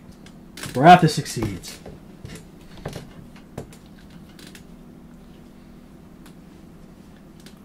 Alright. I will take out this guy right in front of the stairs. Alright. Silently, let's go slit his throat. 25. Pass. You actually leap on his shoulder, slit his throat, and then bring him down slowly. Hide him in the boxes right next to him. Perfect. No, we'll see it until he starts to rot. There you go. Like a beast. You're gonna have Like to a clean ball. out his ship for him later. Yeah, next to me. Clean this crap off my ship. Hawk and Nero. Stealth checks. The boatmobile. Kufu, get down here. That was really funny. Steve is still sitting on his head. Hawk and Nero Steve. both kick the guys out of the portholes. The guy looks. The guy just looks. Ish Negan! Nero just looks at you and goes. I take one of my kunais. Alright. I attempt to hit him. Okay. Is he French? No, you're Ish Negan Doggin! Same thing. Fish, Negan, Doggin. Alright, so do I roll? Bishnell! So what do I roll? Stealth or what? Ich nein! What? Do I roll stealth or do I roll? No, he saw you. Okay. So this is your chance. 17 plus. What is it? Where is it? Bon voyage. Bon voyage. Plus. They It's the attack. they crit on a 17. No, your kunai crit on a 17 or 19. higher. No, they crit on a 17 or higher. No. I wrote it, dude. Your handwriting's horrible then. 'Cause Oh, I sorry about that. translated it. Sorry about that. Okay, so crit. They have keen, so they confirm crit. Yep. So that does hit, correct? Yep. All right. You hit him. You hit him in crits too. So I will grab my crit deck. Let's see how much damage happens. I need a 1d6. Where's my d6? No. Yeah. Triple damage. Well, that's good because I botched on hitting. I had damage. 8 plus 8 holy. 17 times 3. 51 damage. You also called shot him, so it's doubled. Okay. 51, 102 damage. I know. He's dead. So I throw the dagger, which happens to throw him right out of the porthole right next to him. Alright, sweet. 3 bodies in the water. Alright. The final Chalexian regular falls dead. Lightning arcs across the stormy sky, and the ship rocks back and forth, though that doesn't impede your movement in the slightest. You kneel to whisper a silent prayer that Yomie would show these lost souls some mercy, for you have shown none. The raven looms above you. The captain is still alive. Let's take him out then. Kill him. Hawk and I will prepare the manticore for transport. I forgot my own character's name for a sec. Barathis goes up to the captain's quarters. Roll stealth. Bad apples. I botched. Big apples. Okay. Nothing happens. Awesome. She went Pretty much I tricked on the way going. Okay. Nothing down the happens. stairs continuously. Did you see that? Yeah, tricked me. Malika in the background.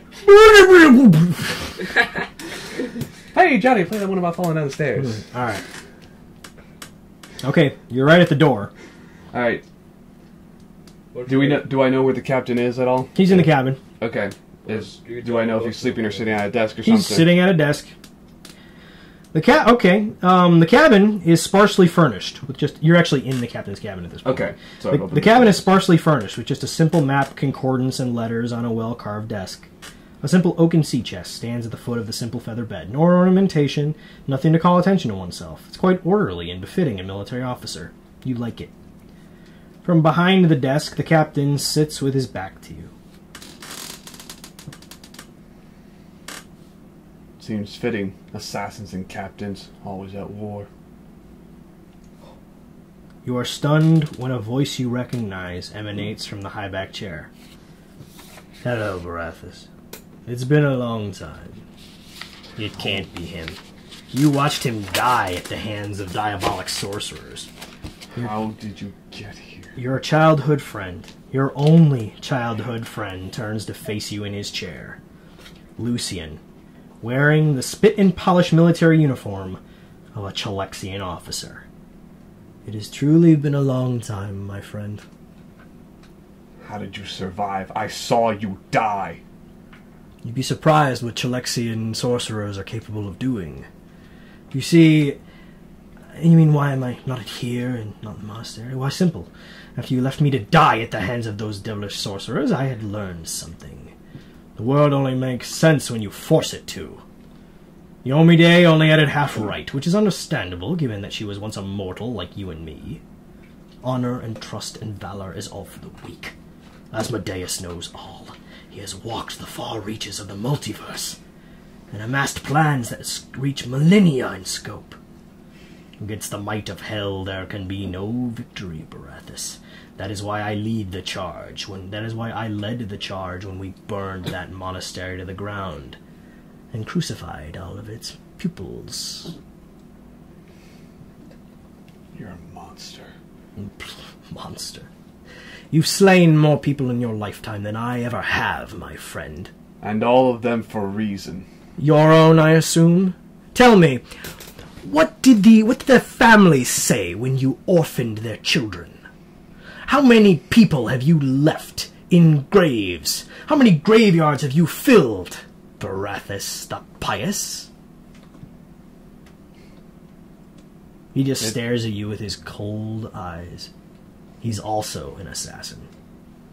A traitor. I've killed many, for some without reason, but for some with a good purpose. And that is what I do! But like Yomide, I trust those. I found trust in some friends. Though it's not complete, I do have faith that one day we will bring peace around this war you have brought. You have a friend. You have a friend in me, Barathas. I have no friend in a traitor. Is that so?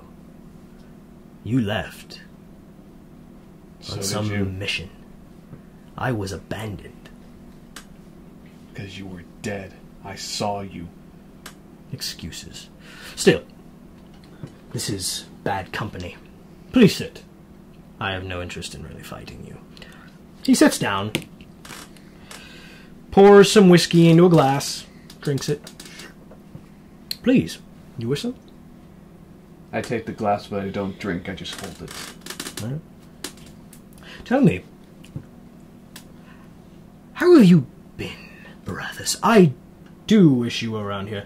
Legend has it, among my troops, that there have been several raided supply lines, and those that survived tell of a warrior in a cloak and a girl.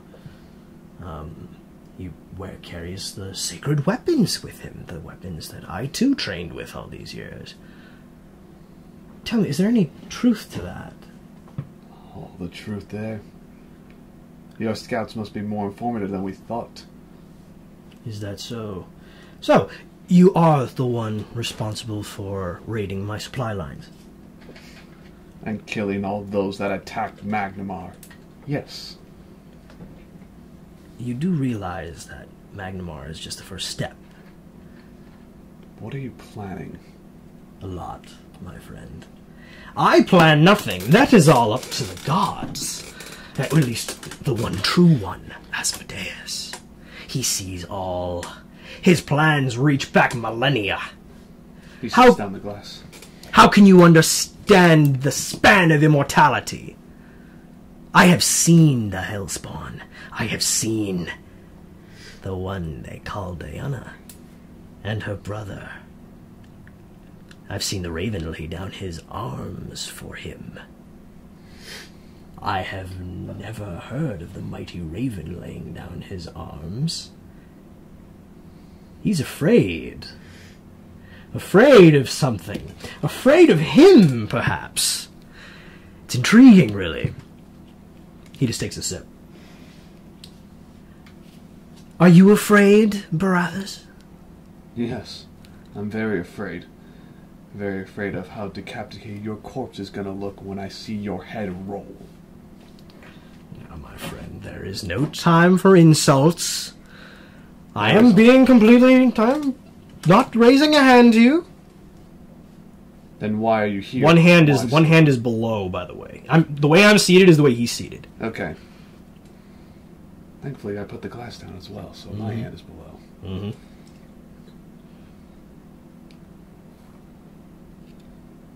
You're not the friend I once knew. I think we did that. Is that so? A friend that I would know would never have turned to the Chalexians like this. They would have fought You are back. a Chalexian. You're one of us. You are a countryman. I am nothing like you. Is that so?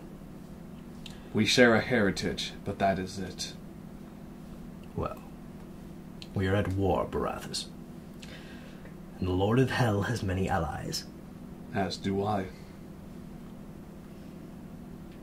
Roll initiative right now. I botched. He pulls out his weapon and goes to strike at you. Luckily, you actually bring your hand up and it kind of slices your hand. Okay. Because, yeah. Because, yeah, sure. Well, no, you rolled initiative, so he automatically goes first. So, yeah, so he's going to go first. I'm going to roll to hit you. I botched! Awesome! So now it's your turn to go. I rolled a hit. With light and darkness already drawn. Oh, by the way, I'm switching them out. Oh, okay. Lovely. Alright. He draws twin weapons that mimic yours, except they're jet black and glowing red at the edges. Their names are Hellraiser and Blacklight. Alright. So for the first 3 attacks of that light and darkness holds 18. Roll to hit. Roll to hit. Give me 1 sec. I had that sheet somewhere. Think so?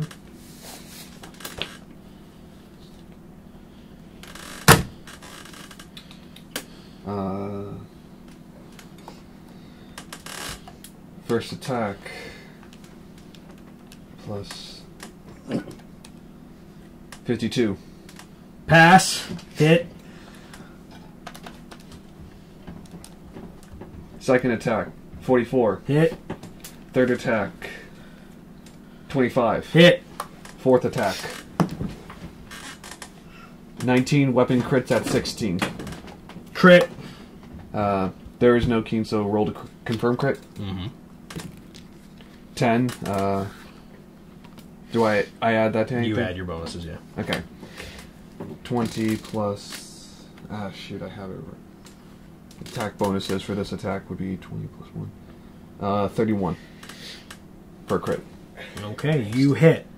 After he stumbles... Actually, I would say, like, you know, since he botched, he brings his sword up, you literally just catch it in your gauntlet. Awesome. And he just looks at you with nothing but fear in his eyes. He's just like, what? At which point, I pull up my sword and go in for 4 attacks that I have. Alright. So that was the 4 there. D10s. Where are they? Roll damage. Rolling damage.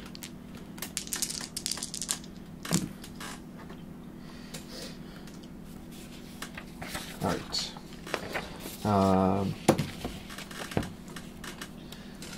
So we got 7, 8, 30. Is he immune to holy damage? No. Good. He doesn't do double damage, he's human. Do double because he's human? No, it doesn't do double or anything, but he does take holy damage. Okay. I think, actually, I do double because Since he's you crit? my favorite enemy. Alright, yeah, you do more damage. Your first attack, you do double damage and you push him. So basically, you kick him in the face. Okay. Now for the damage of that. This was not the attack that crit. That was the third one. Yeah. So like slash Wait, no, kick. that was the fourth one. Okay, crit. slash kick. All right. First attack does 45 damage, doubled because. No, it doesn't double because he's your favorite enemy. It does an additional what, 5? Looking. Cannot tell. Yeah, I believe it's 5. Yeah, plus 5 against humans to hit. Okay. Plus 4. Plus 4, okay, gotcha. So, I did 49 damage. Okay. Second attack does 49 as well, because I rolled a 7 as well. Okay. Third attack, minus 4 from that, so 45. And then, the big one for the critical. Lovely. Botched it. So... Yeah, botching. 39 plus 4... 43. Okay. And that was the crit, so what does the crit card say? Double it. Double it. 86. He goes to hit you. You block it. You slash it across his chest. It starts bleeding. You go into the side slash him across the shoulder. He cups it. You kick him. You kick him back into the wall, and then drive your blade straight through the wall, pinning him to it straight through the lungs. Looking directly into his face. This is just the beginning, brothers. You may have killed me, but Lord Vulcan is coming, and he will kill you all. Spits out blood, and he falls dead. Your childhood friend died the moment he converted to the cult of Asmodeus, and you already mourned his passing. This was not your friend. After a short prayer to Yomide, you inspect his desk to find incriminating documents regarding further Chalexian invasion, and once more that Ayanna and her brother, Lord Velken the Hellspawn, are returning to Magnamar after the successful conquering of Galt in less than 2 weeks. Ruh-roh. They need the port of Magnamar to use as a valued supply depot and docking port for when the Chalexians sweep north to attack the land of the Linerum Kings, and following that, Osirian. They need Magnamar to continue their invasion plans. Without it, they will not be able to outfit and supply from Cheliax without imposition. There is already an extremely expensive war for the Chalexians, and should they fail, the Empire will collapse. It is imperative that you take back Magnamar. Suriel herself has also apparently been sighted at the battle with Taldor. Who's Suriel? Suriel is the Horseman of War. Crap. Suriel... Based on your reactions, we're screwed. Suriel herself has also apparently been sighted in a battle with Taldor, a battle that lasted only 6 minutes. What? She blinked. Taldor has fallen! My new book. Alright. You have all this incriminating evidence. I take it to Nero. Really? Vulcan's coming back. Good. I could use a workout. Cracks his neck. Thursday morning warm-up. What else did you learn? Replay everything the DM just said. I see. That could spell good for us. We must take back Magnamar. If we take it back, Cheliax lose the war. Interesting. If that'll ever happen. Well, We have 2 weeks to do it. Not a lot of time, but considering the Raven, I'm sure we can do it. and the eagle. Right, Hawk? Hawk looks above. Hawk's in the Hawk's nest going. The Raven has already weighed anchor and the sails have been set by Hawk in the rigging.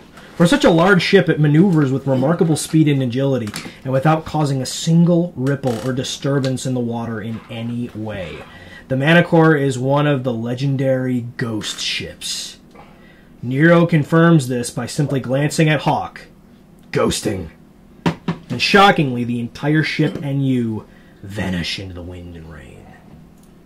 Without raising an alarm, you sail effortlessly around the entire fleet, piloting it northward towards a hidden cove only Nero knows of. Only a small carving of a raven can be seen as the waves crest above it. Azurak. And the way is opened via a large hole in the sea cleft below the Alabaster district, and north of the Irispan. Like a shadow, the Manticore glides through the opening into the total blackness of the cave. This is extremely dangerous, steering a ship in total darkness, even if the cowl did not grant you night vision. Only the Raven's mask can be seen as its eyes glow brightly red. Finally, after he sails through completely on memory, you make dock at the primary Raven's nest. Nero leaps from the ship and removes his mask and cowl, nodding to Hawk in approval. Mission accomplished. Well done, Eagle. Well done, Barathas. That was an exceptional performance. He extends his gauntleted hand. I am honored to have fought with you. I grip his wrist. The Raven then turns toward the main exit. There's still more work to be done, and I could use another wing. Let's go then. The Raven remasks, And the birds of prey go hunting once more. Story of Barathas. Woo! Meanwhile, Malachar comes out, goes to the boat. I got an idea for that. He sees light through the fog. I want to over the dock. How did I get over there? No, I want to say like, hey. No, I want to say like this. Hey, a roleplay moment where like I go downstairs as a gorilla and I'm like, and I just eat food. Everyone's just like, yo, frick, where did this gorilla come from? what's so funny? Sitting next to the wall, like. What's so funny? Breaker was like, oh, my friend. I'm calling Rhaegar. Brother! Alright, say bye. Stay tuned for the story of Kyra, which will be a little bit of an experimental story. So, hope you guys enjoyed. Step on over, guys. Well done. This was an exceptional role-playing day. Yeah, it was. Well done to everyone. Wait, I'm in the room. Come over here. Oh, Malibu. Really hurt. Come on, Malibu. No, don't call me Malibu. I swear I will bring a clown boot and a shoe. No, a clown boot and a spider. If you guys have any other ideas of something cool you'd like to see or other concepts like the side quest Shanties where we all kind of had some one-on-one experience, like leave it in the comments below or send an email to any one of us. You know, you have Dungeon Master at PathfinderBanter.com, Malachar the Maid Wizard at PathfinderBanter.com, and so forth. We all have our own emails. Be sure to drop a line or just check us out. Thanks so much for joining us for Pathfinder Banter Live. I am thy Dungeon Master, and this is the Raven's Wing. Thank you so much for, again, fight well, happy game, and God bless, guys. Have a great night. Me so.